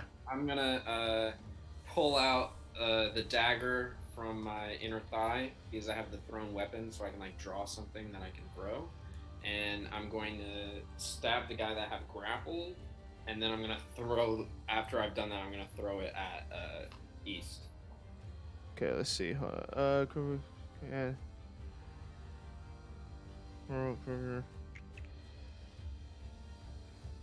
Okay, and you can still attack during the grapple? I think so. I don't think it says that you have both hands done. Down. Okay, cool, yeah. So you can do the other attack. Yeah. Okay. So dagger for the stab is a 13. That's a no. And then a nat Ooh. 20 for the other one. Ooh. Do I get advantage on hitting because I have the guy grappled? Well, you're hitting the guy? Was that nat 20 for West Wind who you have grappled? The nat 20 was for Eastwind. The one that I missed was for the guy that I have grappled. Okay, so please tell me, how do you kill Eastwind, who's over there on the ground rolling around? How do you end his life? I pull out this dagger and I try to stab his brother, but he does a little like wriggle motion, and I'm like, screw it, and I flip the knife to the blade, and I just toss it like that. And, Shoosh. Try and nail him in the eye, and I say goodbye to your brother. Finito! He is done. Cool. So one monk out, one barely remains. All right. The Grandmaster snarls seeing you kill one of the bodyguards, and he just wants to double down onto this. Wait, does he see him die? Never mind. You don't see him die, but okay. Sorry. Sorry. he can hear this going on, and he's pissed. He's swinging anywhere that he can to try to hit you. So let's go around the horn here. This first one's gonna be it. Broomrock. His claw. It's it with disadvantage though. So that'll be 12 to hit. Nope. Next up at Riva. He's kind of in the middle of all y'all.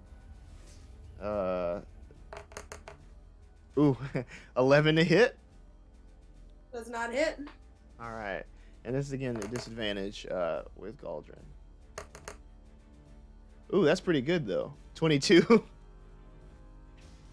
Who's that at me again? Galdrin. 22 hits. Great. This will be his claw. Okay. 11 damage.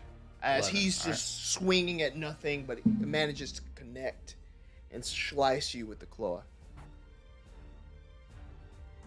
Yeah, he can't see and I'm invisible, so sure. Yeah, It was he's swinging blind, man. I'll take it. You know? The blind rage. Yeah, exactly. West Wind remains. He's gonna try to break out. Ooh. 8 versus your athletics, Josh. Oh. Here we are. That's a 22. Cool. You keep him grappled. Nice. Galdrin, you should know this. You see your friend grappling a West Wind here. West Wind isn't looking good. Of course, the Grandmaster is there as well. These are your two opponents. Everybody else just kind of just waiting in the wings, just watching along. Nobody else is interfering.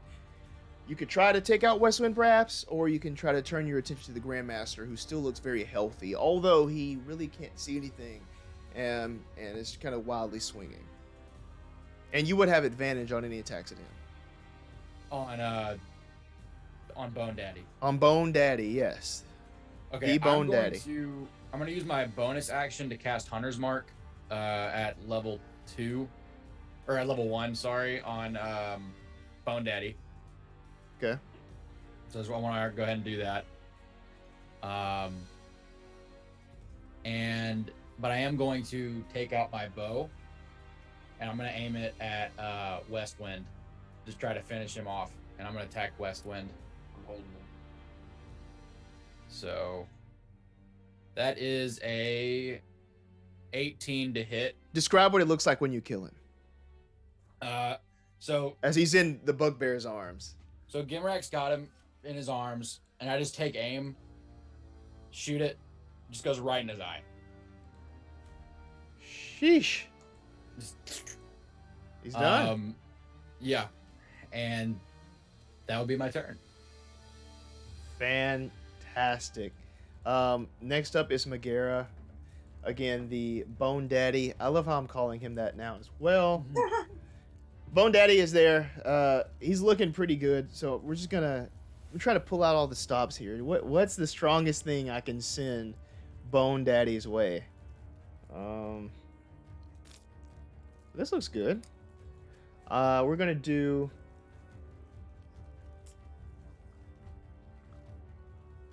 Oh, I like this.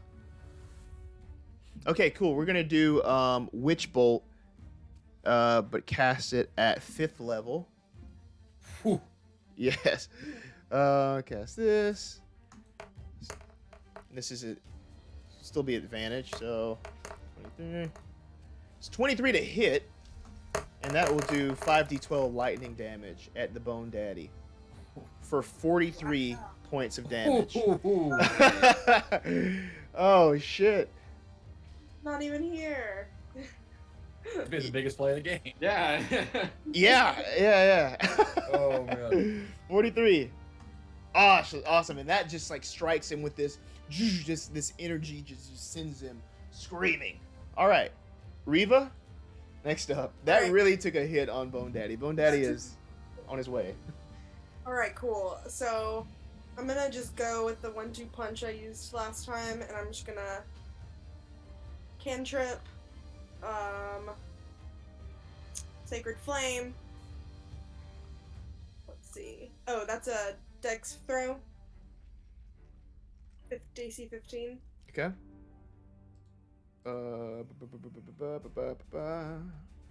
Dex. 15.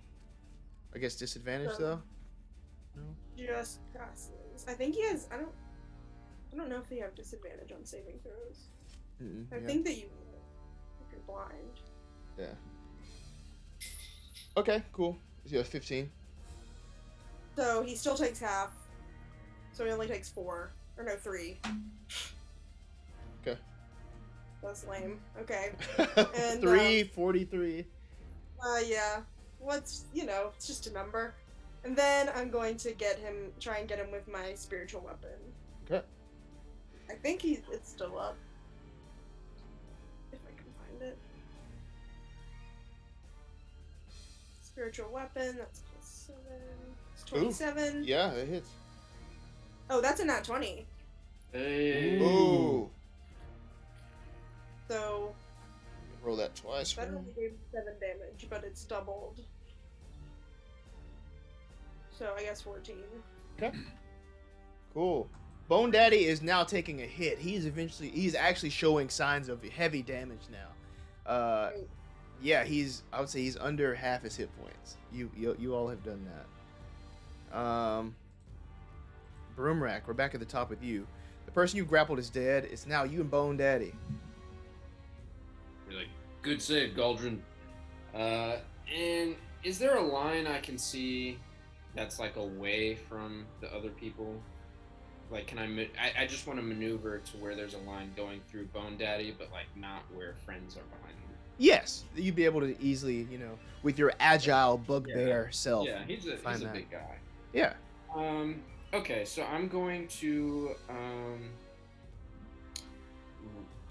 run up and have my Javelin of Lightning, and I'm going to take another Javelin, and I'm going to throw both of them, but to the Javelin of Lightning, I'm going to actually activate its power. So they all got that target needs to make a DC 13 saving throw For lightning damage. is that con or dex? Dexterity, sorry. DC 13. It doesn't do it. 6. And then, so he takes 46 lightning damage, and then I also make a ranged weapon attack, and if I hit, I guess he takes damage from the javelin as well. Yes, and then the other javelin. So, this is the Javelin of Lightning. That's 15 with advantages. Right. 20. Yeah, 20. And then the other javelin is a 12 with advantages. 12 is the highest I got for the other one. Cool. So the other one would hit. The 20 would hit. Okay. So one of them hits. So the Javelin of Lightning, that's 6 piercing damage, and then I think it's 4d6. 4d6. 4. And then 15 lightning damage. Oof. All right. Yeah, he is looking very badly here. Galdrin, it's up to you again. If that was your turn, Brumrat. Oh yeah, that's my turn. Cool. Okay, so as a bonus action, I'm going to cast Ensnaring Strike at 2nd level. Mm-hmm. And I'm going to take aim with my bow at Bone Daddy and fire at it. Okay. So that'll be. Is it still blind? Ensnaring So Strike. that'd be Yeah. with Still advantage still blind. Okay, cool. So, all right, first roll, second roll. Let's see, what were those? I had an 18 and a 12, or 12 and a 14. Sorry. Yeah. Neither of those hit. Neither of those hit. Okay. Somehow I missed. And let's see. I think I could do something with the swarm real quick. No, I have to hit it for that to work. All right, that's my turn. All right. Damn. Wow. Okay. All right. Next up with Magera, we're going to do. Okay, I don't want to do that. Nothing with fire. You know what? That worked out well last time. We're going to go for another Witch Bolt as she conjures this Witch Bolt again. Deep red, casting it at that highest level. To the Bone Daddy. Nat 20. Woo! Oh my god. Shit. Dude, Carly. So much damage. Holy shit. Carly is killing it right now. Oh my gosh. She's with us in spirit. Oh, snap. Yeah, takes it down. That was 75 damage. Dang. Wow. Can we take... Okay, Carly's not here to express herself, but can we go around and just describe what this looks like? Let's all make it up together. Reva, what do you see as this Witch Bolt strikes at the Bone Daddy? You describe it first from your point of view. So my point of view is that I've been going at this Bone Daddy for a long time, and I'm getting kind of discouraged because I feel like he's not like getting any more damage on him. He's just staying healthy, so I'm like kind of losing my stamina. But then I see her standing over there bringing down this magical bolt, and I see my amulet, my butterfly amulet glows a little bit brighter, and I get like another boost of energy, second wind, if you will, but not that kind of second. Nice. What do you see dealing with the Bone Daddy's destruction, Galdrin? What does that look like to you? Well, I just missed my shot, just barely, and I'm kind of pissed. But like my arrow hits, and then like a couple of seconds later, I just see, boom, just this massive bolt just hit it, and there's a part of my brain that goes, I didn't do that. I kind of look over at Meg, and I'm like, huh, remind me not to mess with her. And I'm just kind of crazy, just nuts seeing how much power that thing just got hit with. Yeah. Lastly, Broomrack, what's your point of view on this? Yeah, well, I just threw the little lightning javelin, so I think I did this like magical thing. I'm feeling really good about myself, and then I see a much redder and much larger magical thing than the magical thing I just did, just like completely obliterate like its chest or wherever it hits, and then I kind of like look at my weapons like, she's pretty good. Yes, you see you can see like the face-coated hash just torched from this strike. And from behind all of you, all you can hear is, "Hooray! We did it!" from Gearbox. And with that... Why didn't he roll initiative? You didn't do anything. Thanks for your help. I told you which way was north. That's Yeah, just like a compass can do. Yeah. Yeah, maybe North Wind is over there.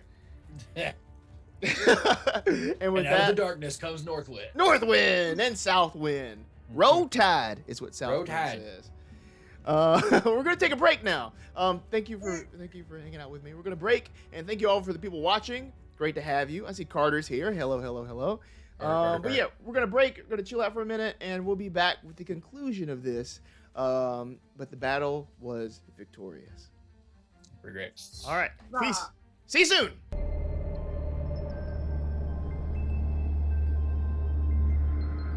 Hey everybody, we're back. We've been playing some Dungeons and Dragons here, Lost Laboratory of Kwalish, and the Bone Daddy was defeated by the party here. Megara threw some very explosive witch bolts, which fell the fiendish beast, and because of that, all of the servants, all of the monks in this monastery went running. They all fled the scene, all sort of just running out of the hall, some leaping over the side into like the mist, being zapped up by the machines, being teleported to who knows where, but they've given up the fight. And of course, as they're all running out, you can see their hoods sort of flying back. Their faces finally revealed to be faceless. The skin on their faces flayed off, and they're running like these bony faces looking back in fear. As Gearbox says, cloak. "Yeah, that's right. Yeah, you better run." Gearbox says as they all run outside. The party has found shelter in this room past the central abbey, what appears to be this big control room. And this is a place where all these wires are sort of just all coalesced into one. And here is a place of safety, a place where you can all take a short rest. And if you haven't done that on your sheet, it's kind of at the top. Let's say like long rest, short rest. If everybody sees that. How many? I love Dromacar in the in the chat here. Spot hidden's always at night. First time I have proof Carly's not a vampire. It's not changing. You don't my, have proof. I do have curtains. I guess I need to reroll my hit dice. Or... Thank you. I DM don't know Dave if says, I did "Great that. beanie, London." Thank you very much. Right, I didn't do that right. Yellow is my favorite color. I'm gonna take a little healing potion because I There, now I did it right. recovered my action. I'm clicking short rest to heal, and like none of my HP is getting changed. So Yeah, you have to click the die to roll. oh Yeah. so I How used many you one- want I to didn't- spend? Yeah. I used 3 hit dice, so 1d10 plus 2. Oh. Since when is a short rest an hour? I thought it was 15 minutes. Let's see. That's weird. Pretty variable, yeah. But you know what? This is a place where you could even spend an hour just sort of resting up, composing yourself, and discussing, next moves. The Treasury does seem to be back down this path, so this is the way in which you would need to go if you're trying to find Kwalish. Cool. So that would be. That was not the best short rest. I got 9 back. I rolled 3d10. I'm gonna hear it. I got 2. No, I got 4. Oof. Oof. How you looking, Reva? 3. Looking good. I might actually roll. I'll take it. Die. My roll. I have some potions if someone needs them. I don't think I get any of my spell slots back with the short rest. No, you're not. No, I get mine because Warlock and I Warlock. only have 2. Yeah. Thank God Eldritch Blast is a cantrip. Yeah, honestly. All right. So now Thank that God you for Agonizing Blast too. Ooh. that too. Patience. So inside of this room where you all are, this area is basically a big maze of just damaged controls, broken machinery litter the place, and countless wires twist away across the walls, erupting from these control panels that have been pulled apart to lay bare the internal components. Everything is just before your eyes. They're sort of ripped open. There are these 5 clear canisters in the room, connected by metal tubing, but each one is filled with this very viscous, clear fluid. And inside of each one appears to be a humanoid brain Ooh. floating in each of these, basically jars. What would you like to do? Let's die.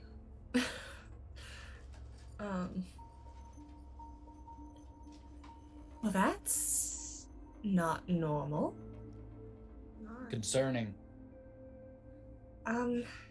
I want to kind of inspect the brains in jars, see if I can tell, like, what's going on with that. Like, is there anything more to them, or are they just brains being preserved in jars?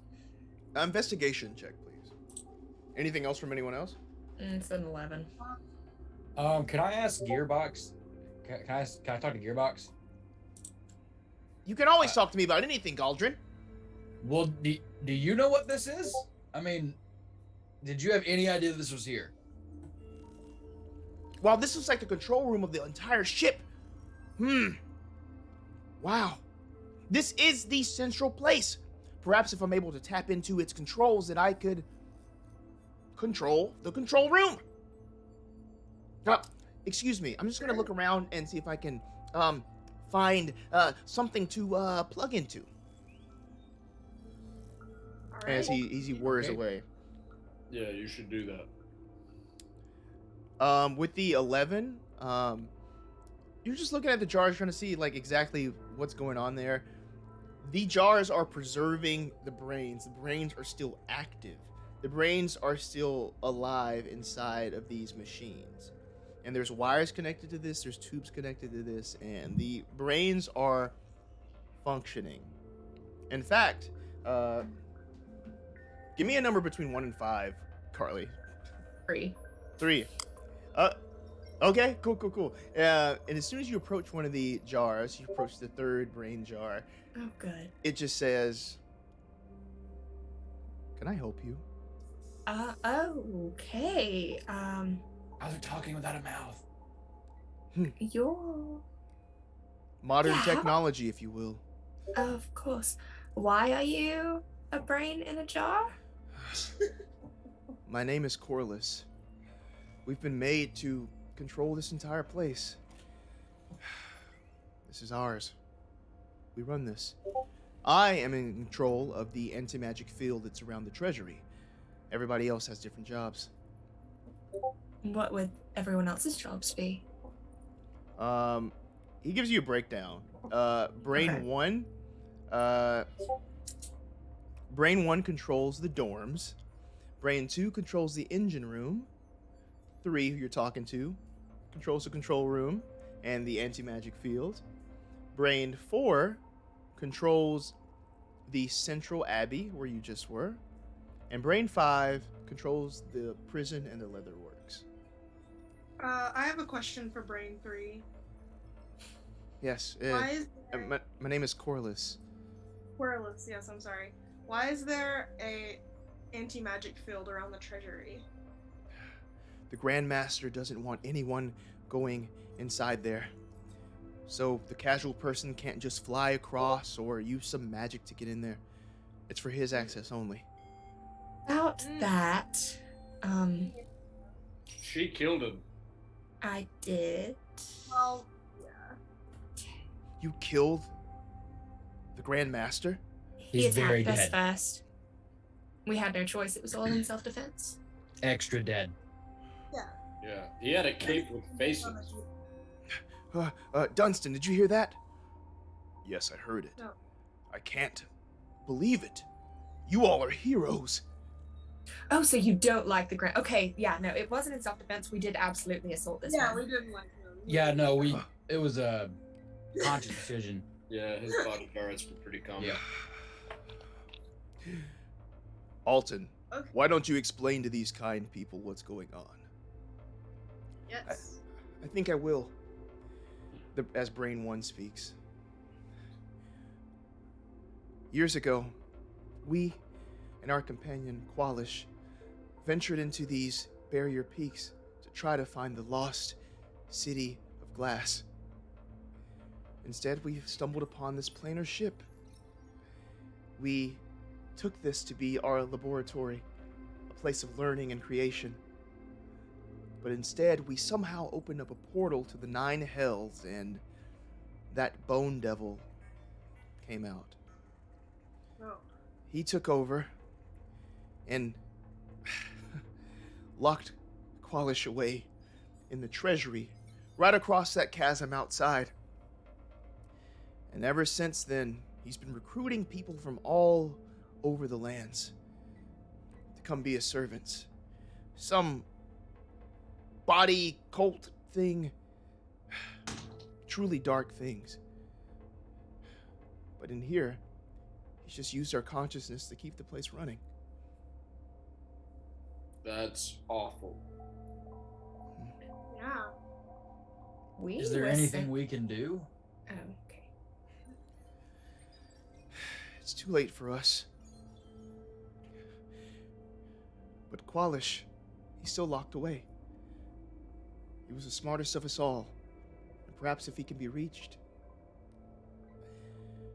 his knowledge can continue to support the land.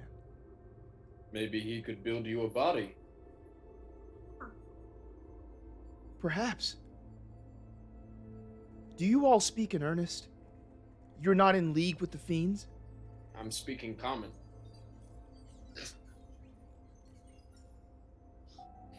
We're not in league with the Fiend. No. I'm not, at least. No. You're quiet, Eladrin. Are you in league with the Fiend? Not that one. No, I killed him. Obviously. Not that one.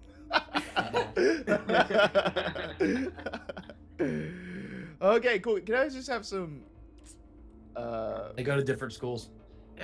can I have persuasion all around? That's valid. Persuasion.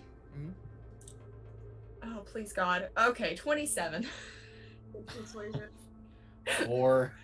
I love warlocks. 4. Oh, 13. 17. Okay. Yeah. They definitely they definitely listen to Magera. And like, okay, we believe you. Poor choice. You know, we also control the what is it called? So basically there are these like holographic discs outside that form a bridge to this little floating island where Kwalish is in the Treasury is at. And they explain this, and he says, we also have control of those. If you were deceptive, we would not have hesitated to drop you the hundreds of feet below. Hey, we're just trying to do the exact same thing you are. We're trying to find your friend and get him out there to share his knowledge with the world again. What she said. Yeah. Exactly. Promise. Okay. Great. Gearbox flies back over. Hey, guys, so I was able to, lock into this place, and I can actually have full control of this. Oh. Good job, Gearbox. Mm, you contributed. I did! Good job, buddy. Yeah. Yeah. Thank you. But here's the thing. I could integrate my consciousness with the controls. I could be the new controller of this ship. Listen, I don't. I've wanted a purpose for so long, and being the assistant to the Cardophile isn't exactly that purposeful. I mean, helping you guys is great and all, but I don't want to put these brains out of a job. I mean, do we want to give him purpose, though? Why not? That's not really our call, I don't think. If you we took might have over to the talk to ship, Kwalish. what would happen to the brains? Would Oh, they I- just I don't know. That would be something to figure out. But if they are Kwalish's friends, maybe he can make some sort of new armor for them. Something to keep them going. Let's maybe circle back to this once we Yeah. find Kwalish. We'll just keep it in mind. We'll keep it in mind, absolutely. to the We'll back of the review old your wagon? application. But I do think, like, if you can control some things, you should, like, disable all the things that are gonna, stop us Try on to our kill way. us. Oh, there is an Yeah. anti-magic field. I'll take that down. Yeah, probably take that should probably Probably a good idea. Maybe talk to one of the brains first so they don't think we're being deceptive. Mm. Because they do control, it's the third one, Carrot Yeah. Top or something. Corliss. Corliss, yes, of course. Corliss. Carrot top. Corliss says, Oh my gosh. we trust you, Eladrin. Alright, so do you guys disable the anti-magic field, or should Claptrap do it, or... Claptrap. Holy. It's- It's done. Okay, cool. Cool. Alright, Okay. she does not learn names. She does not care to know anyone's name. Let's go. Alright, let's go get it. Cool. You wrap around. You go back outside, and again, like you're high, above the mountains below here, and let's go into this treasury. So, Let me pull up this here. Is there anything else you would like to do before you proceed into the treasury, though, or anything else you want to just like cover or things to check out? It's completely up to you. I feel like Are the there less any- I say, the better here. So. Are there any strange writings that I could see on any of the controls or anything? Anything that I might be able to read? Okay, give me an investigation. Okay. Are we That would still be in a the- 10. Okay, yeah. Everything here seems to be techno mumbo jumbo. Gotcha. We're still in the control room at this point, right? Yeah, and you can exit whenever to go to the treasury. Which one is the prison brain? Prison. That would be there. Is not a prison brain. There is, yeah. That's brain 5. Oh, I just I'd have like leather to- work. My I'd like bad. to talk to that guy. Okay. Yeah, prison brain's name is oh yeah, this is Editha. Yeah, her name, Editha. Editha. Release the prisoners. I said release the prisoners. I heard you. Oh, yeah, sorry. I just must warn you. They're not the same as before they were imprisoned. Their faces taken away. It's very sad. Goldrin, do we have that cape? Do we have the what? The cape? Can we like sew their faces back on or something? We could. That sounds gross, but we could try it maybe. Yeah, maybe we can sew back on their faces. That- we could get the help of Kwalish. Well, that's very noble. It will be done at once. And you can hear the brain sort of quiet down, and then it is done. Sweet. We did it. Anything else? All right. When you say techno mumbo jumbo, it's not in a different language. It's just like we don't know what it means. Because I have Eyes of the Rune Keeper, and I can read all written language. Okay, yeah, maybe a different that language. Cool. Is that is something you have to relevant. cast, or? Nope, it's just innate. It's one of my invocations. Ooh. Yeah, so you would see that these are controls that could even just drop the ship out of the sky if you needed to. I'm gonna keep that to myself. All right. Right. Pull this piece of junk out of the sky. All right. Anything else? Oh man. Okay. We shall proceed. Now, outside, you can see the floating discs that make up this bridge. There are 10 discs, and crossing them should be no problem. But as you might try to, capture your balance the high above this here, you can see that you're hundreds of feet up, and it's very, very delicate and very shaky as you step across. But eventually, you make it to the other side. There is a solitary building there, just sitting atop the small floating little island there. It has lots of open space around it, but that building is the only thing. This island has one solitary engine underneath that keeps it floating there. And the door there is closed in front of you. As you all step across onto this island, what would you like to do?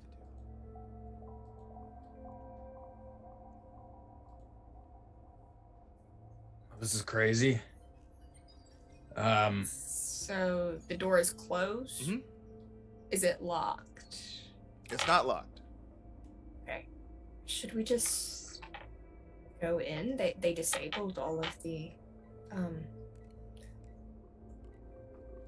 problems. Yes, I You assume. could just go on in. Just walk on through. Why don't you go first, Broomrack? I don't know why I should go first. Well, you're the biggest and the strongest, so Okay. you know. Well, thank Yeah, you. of course. Yeah. Well, of course, it's no question. I'm gonna go first. You know, We appreciate your strength. I'll cast resistance on you. Probably a good idea. Or to a saving throw. Okay, nice. Also, at the end of a short rest, I can choose. That reminded me, I can choose what to be resistant to because of one of my features. It's like Dark One's Blessing or something. What is it? I don't know. Fiendish Resilience. 1 damage type to gain resistance to. I'm gonna choose Lightning, just in case. Okay. So I'm resistant to lightning. Sounds good. Yeah, I'm gonna walk on through. The door opens, and inside you see all of these bits and baubles have just kind of been pushed to the side, and instead, in the middle of this room, an impromptu, just sort of makeshift laboratory has been constructed. At the center of the lab, there's this elaborate system of glass piping and alchemical equipment that flows and bubbles. Banks of instrument panels are set against the walls. There's also this like framed glass device, which looks like a window. In another area, you see some canisters that have, a couple of just like little small things inside of them. And all the other equipment in the lab seem to connect to this suit of plate armor that stands at the far end of the room. But sort of the main feature of this room is the elderly little gnome who spins around with like a shock. Oh! Yeah, don't be racist. Excuse me, I was not going there. You just had a lot of shock on your face. I don't get many visitors here other than that fiend. Are you injured? No, I'm quite all right. How did you all get in here? He put up an anti-magic field. Yeah, we killed him. Yeah, we took care of that. Yeah, he's gone. He's double dead. Oh, Probably triple dead. Potentially. my greatest regret is allowing that fiend into our world here. It caused nothing but trouble. But of course, I'm resourceful. I make do.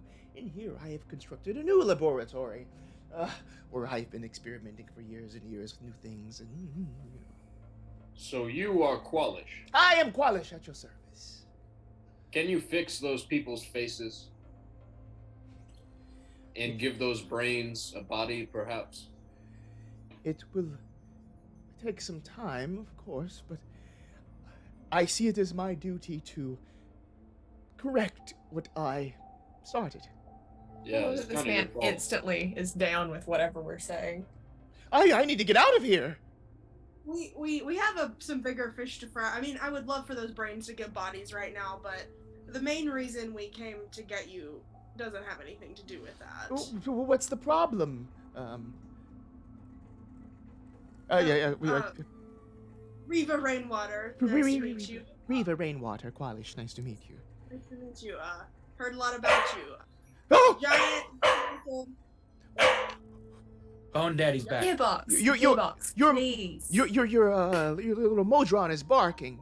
Yeah, he tends to do that. So giant mechanical monstrosity. We're not sure exactly what it is, but we're pretty sure it's gonna destroy the whole world. Oh yeah, that is why we were coming to find him. Yeah. I'd actually forgotten about that by the time we saw the giant bone dragon thing. Yeah, Bone Uh-huh. Daddy kind of. Really easy for that, but I'm sure the brains would also love a new body. Yeah.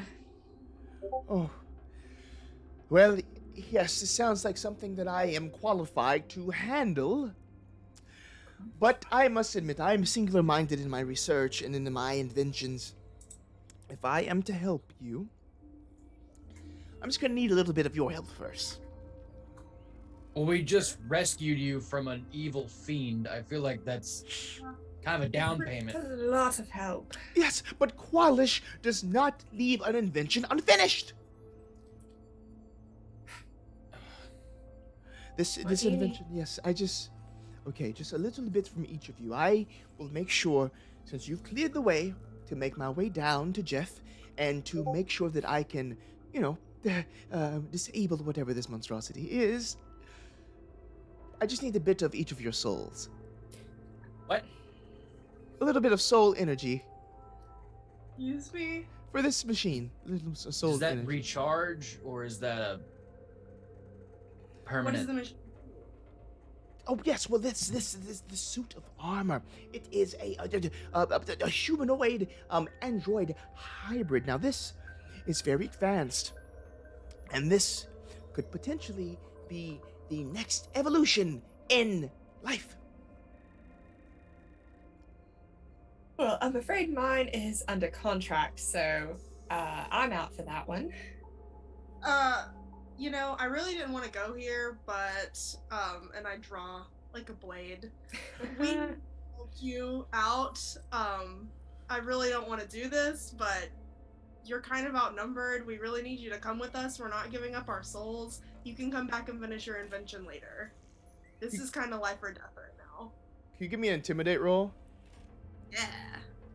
I have -1 charisma. Let's go. Let's go. I got a 12. I understand, but Kwalish, for centuries, has not left something unfinished. What if we give you a part of a soul?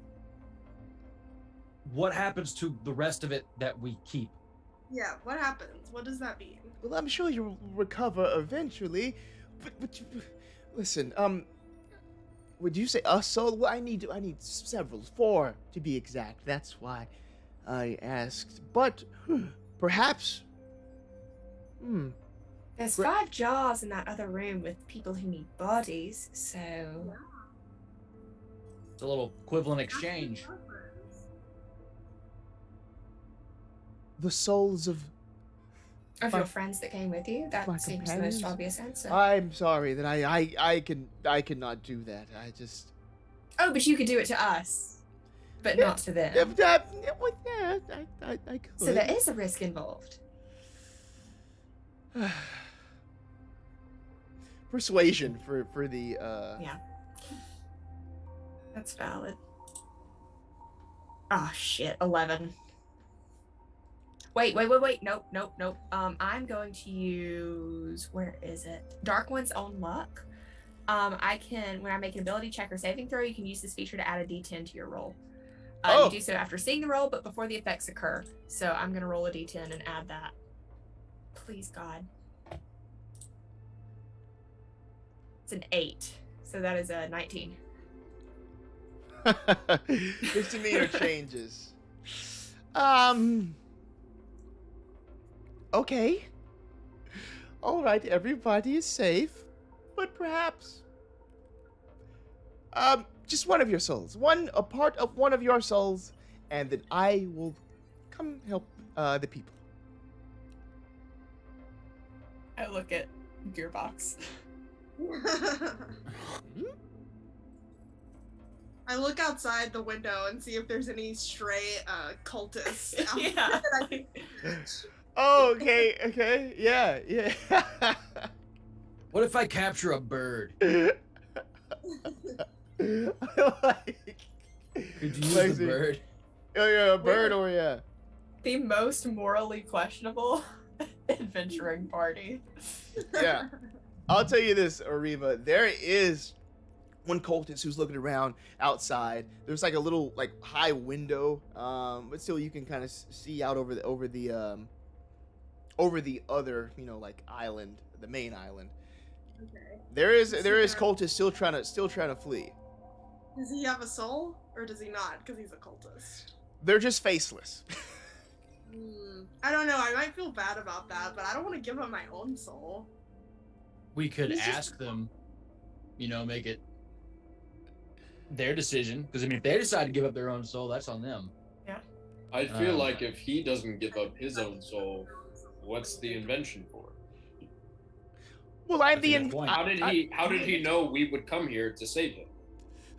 I didn't. It was if the Bone Devil ever tried to come back in, I would try to escape finally, and see if I You could. don't need to escape anymore. Actually, why don't you use a bit of your own soul? That'd make it. Yeah, that's the You'd question. be more sure it would work, right? I mean, who trusts their soul more than themselves? Don't you put your soul into your inventions? Persuasion with advantage, Galdrin. From Broomrack helping you with that beautiful line. Okay. With advantage, I have +1 charisma. This is gonna be great. First roll's a 16. Second roll is a 3. So what's a 16? Okay. If you insist that I use my own soul, I can't guarantee that I'll be conscious to help your people after the fact. That's a good point. If you Didn't insist, you though. contrive this whole situation? Why do we need this thing to turn on? This machine, this is my invention. I can't move on to helping something else until I finish what I'm doing here. Shouldn't you invent fixing your own problems? Are you just here to shade me? Listen, Uh, I've had many years to sit here and sit in my mistakes. So are you gonna fix them? One bit of one soul is what I require. Anything else, I just can't do. I need it for... I see a soul Fine. right there. Fine. My souls are tied to my ancestors. You know what? I can give you a little bit, but you get a little bit. All right, not even a fourth. You get max 5%. That's it. Can do. All right. And you see... But I will haunt you if you mess this up. Thank you for your sacrifice, Cauldron. I want to get out of here. I don't like this. Okay. So he straps you up to this like machine. He's like, all right, just a bit. You said 5% of soul. Max 5%. 5 max, if possible, less. Yeah, if we Yes. could keep it to a 3. Yeah, less than would be preferred. Okay. All right. 1, 2, 3. And he presses a big button. And could you drop to 0 hit points? Fuck. Oh! Yeah. What? Why? Why would you do that to him? I'm on death saves. Oh my God. Okay, and just like click like 1 failed death save already. Wow. Ooh, All right. can I do anything right now? And you're under a curse. That's what this is. Wait, did I take the... I may have taken the med kit. A med kit can break a curse. I'm gonna be real with you, Chief. No, but I think it can stabilize someone. I mean, I can come. I'll run over to him and cast Healing Word. Or no, not Healing Word. I might have made an oopsie. Maybe. We can't know for sure. I'd help, but I can only No. inflict wounds. I don't have cure. I have inflict. There is if anybody Healing has... Word. Yeah, what is it Is called? Healing Word gonna help at all? I have a healing potion. I could pour into his mouth. Is my A what vicious is mockery. My swarm like? Is the swarm around me like freaking out? By the way. I can talk mad shit about you. Yeah, probably. Yeah. Yeah, so it's all it's You all freaking idiot. out. I can't believe you Okay. picked Cauldron. I'll run over and I'll Healing Word you at 3rd level. Oh, you only get 7. God, my rolls are shit today. Cool. So I had 7. 7, yeah. Or 7. And that'll bring you back. Yeah, and I'm gonna give him one of my greater healing potions. Just to get him to a better place. In case Cool. something one-shots him. So you can have greater healing. okay. So as quickly as you went down, your companions bring you right on back. Kwalish says, "See, that was easy." Yeah. So I take the greater healing potion. Like I just immediately swig it. How much do I get back for that? What's the dice roll on that? It's like 4. 8d4? It's 4d4 plus 4. 4d4. So I'm rolling 4d4. That's gonna be 6, so 10 extra back. Yeah. And I immediately go over to Kwalish and just punch him in the face. Saw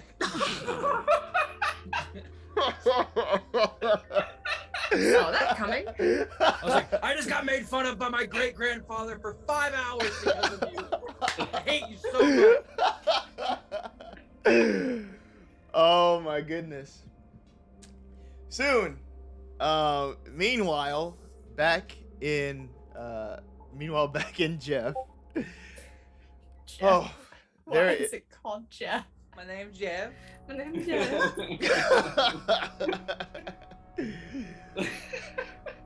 The massive mechanical monolith stands there.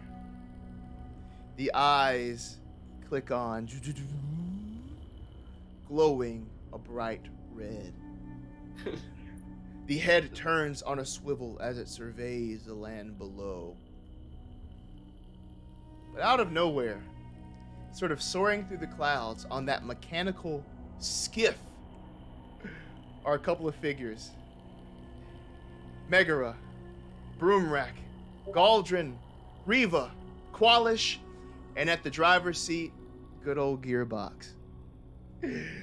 They are zooming through the sky, flying around this massive mechanical beast, parking on its shoulder. The wind is blowing very high up here. All right, okay. I'm gonna go inside, I'm gonna disable this thing, and then we'll be on our way. Kwalish goes inside, sort of ushering you all there as well.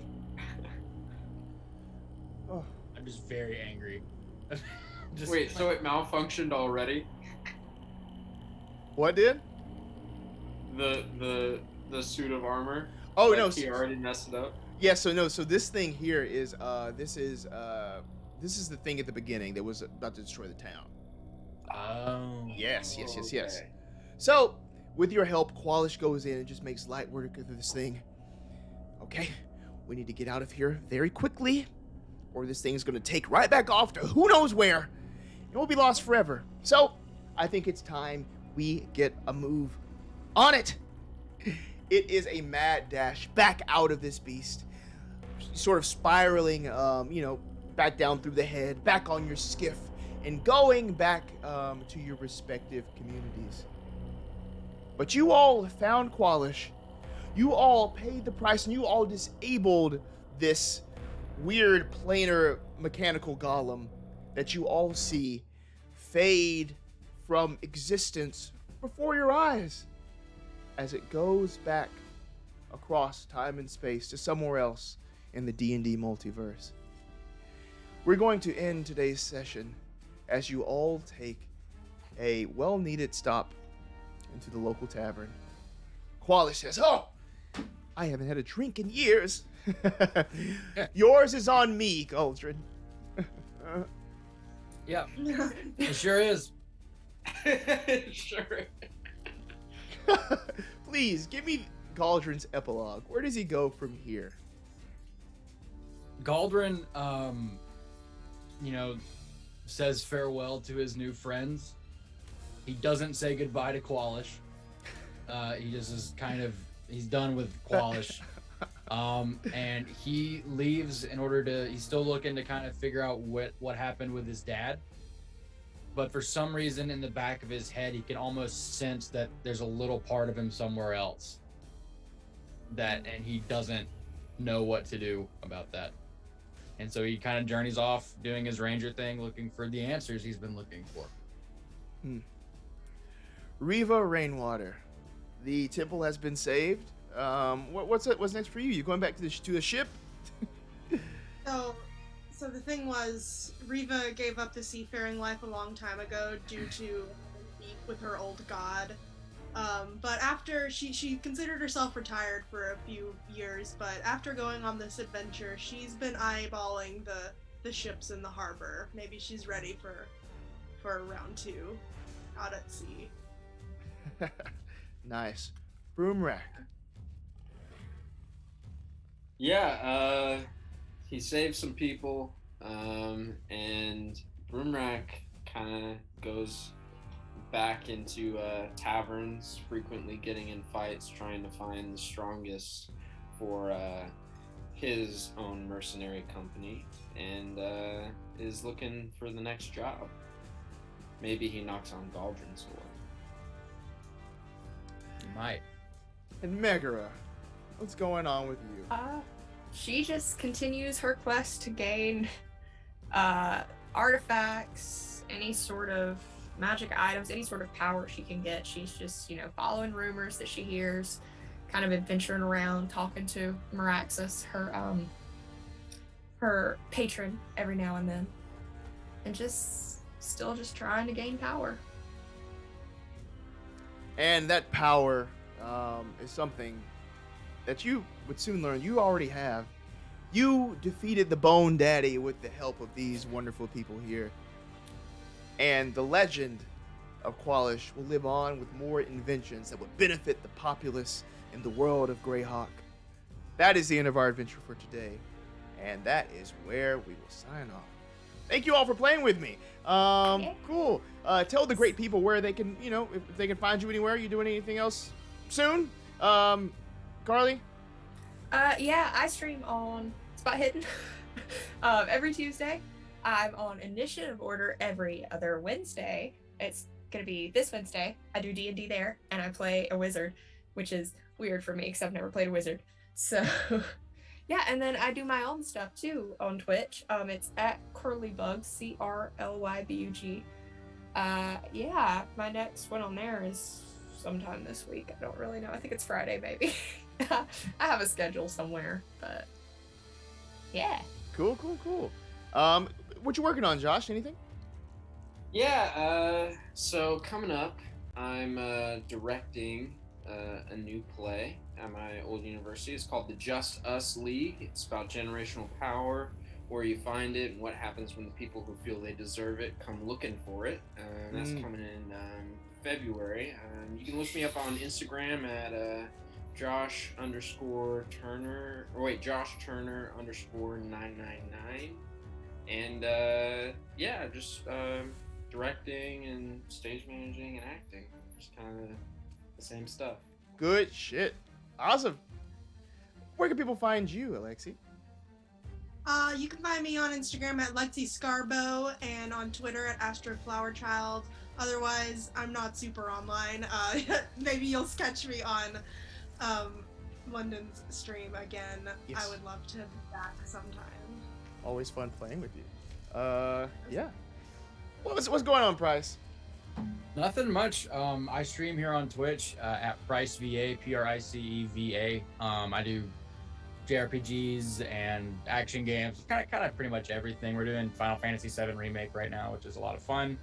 I'm also a voice actor. You can hear me on a fantasy podcast called Hulm. That's HULM.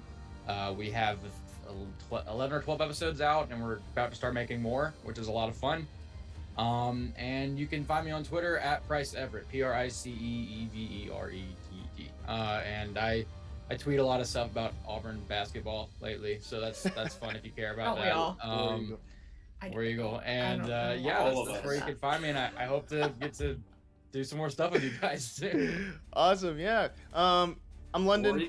War Eagle. There you go, Josh. There you go. You can find me on Twitter at London Carlisle. I'm an actor, a TTRPG streamer. I do Spot Hidden with Carly Tuesdays. We're doing the Cthulhu Dark Ages, which is very fun. On Mondays, I'll be on Satine Phoenix's Gilding Light, running a new D&D campaign over there. Very JRPG, Final Fantasy inspired. That starts tomorrow, so catch that. It's called Crystal Quest. Other than that, my podcast Ain't Slayed Nobody. We do Call of Cthulhu in the Old West, so that's a lot of fun. So give that a listen too. That's where you can find me, as well as playing games with these wonderful folks here. But that's it for today. We're gonna sign on off. All right. Peace. Bye. Bye. Bye.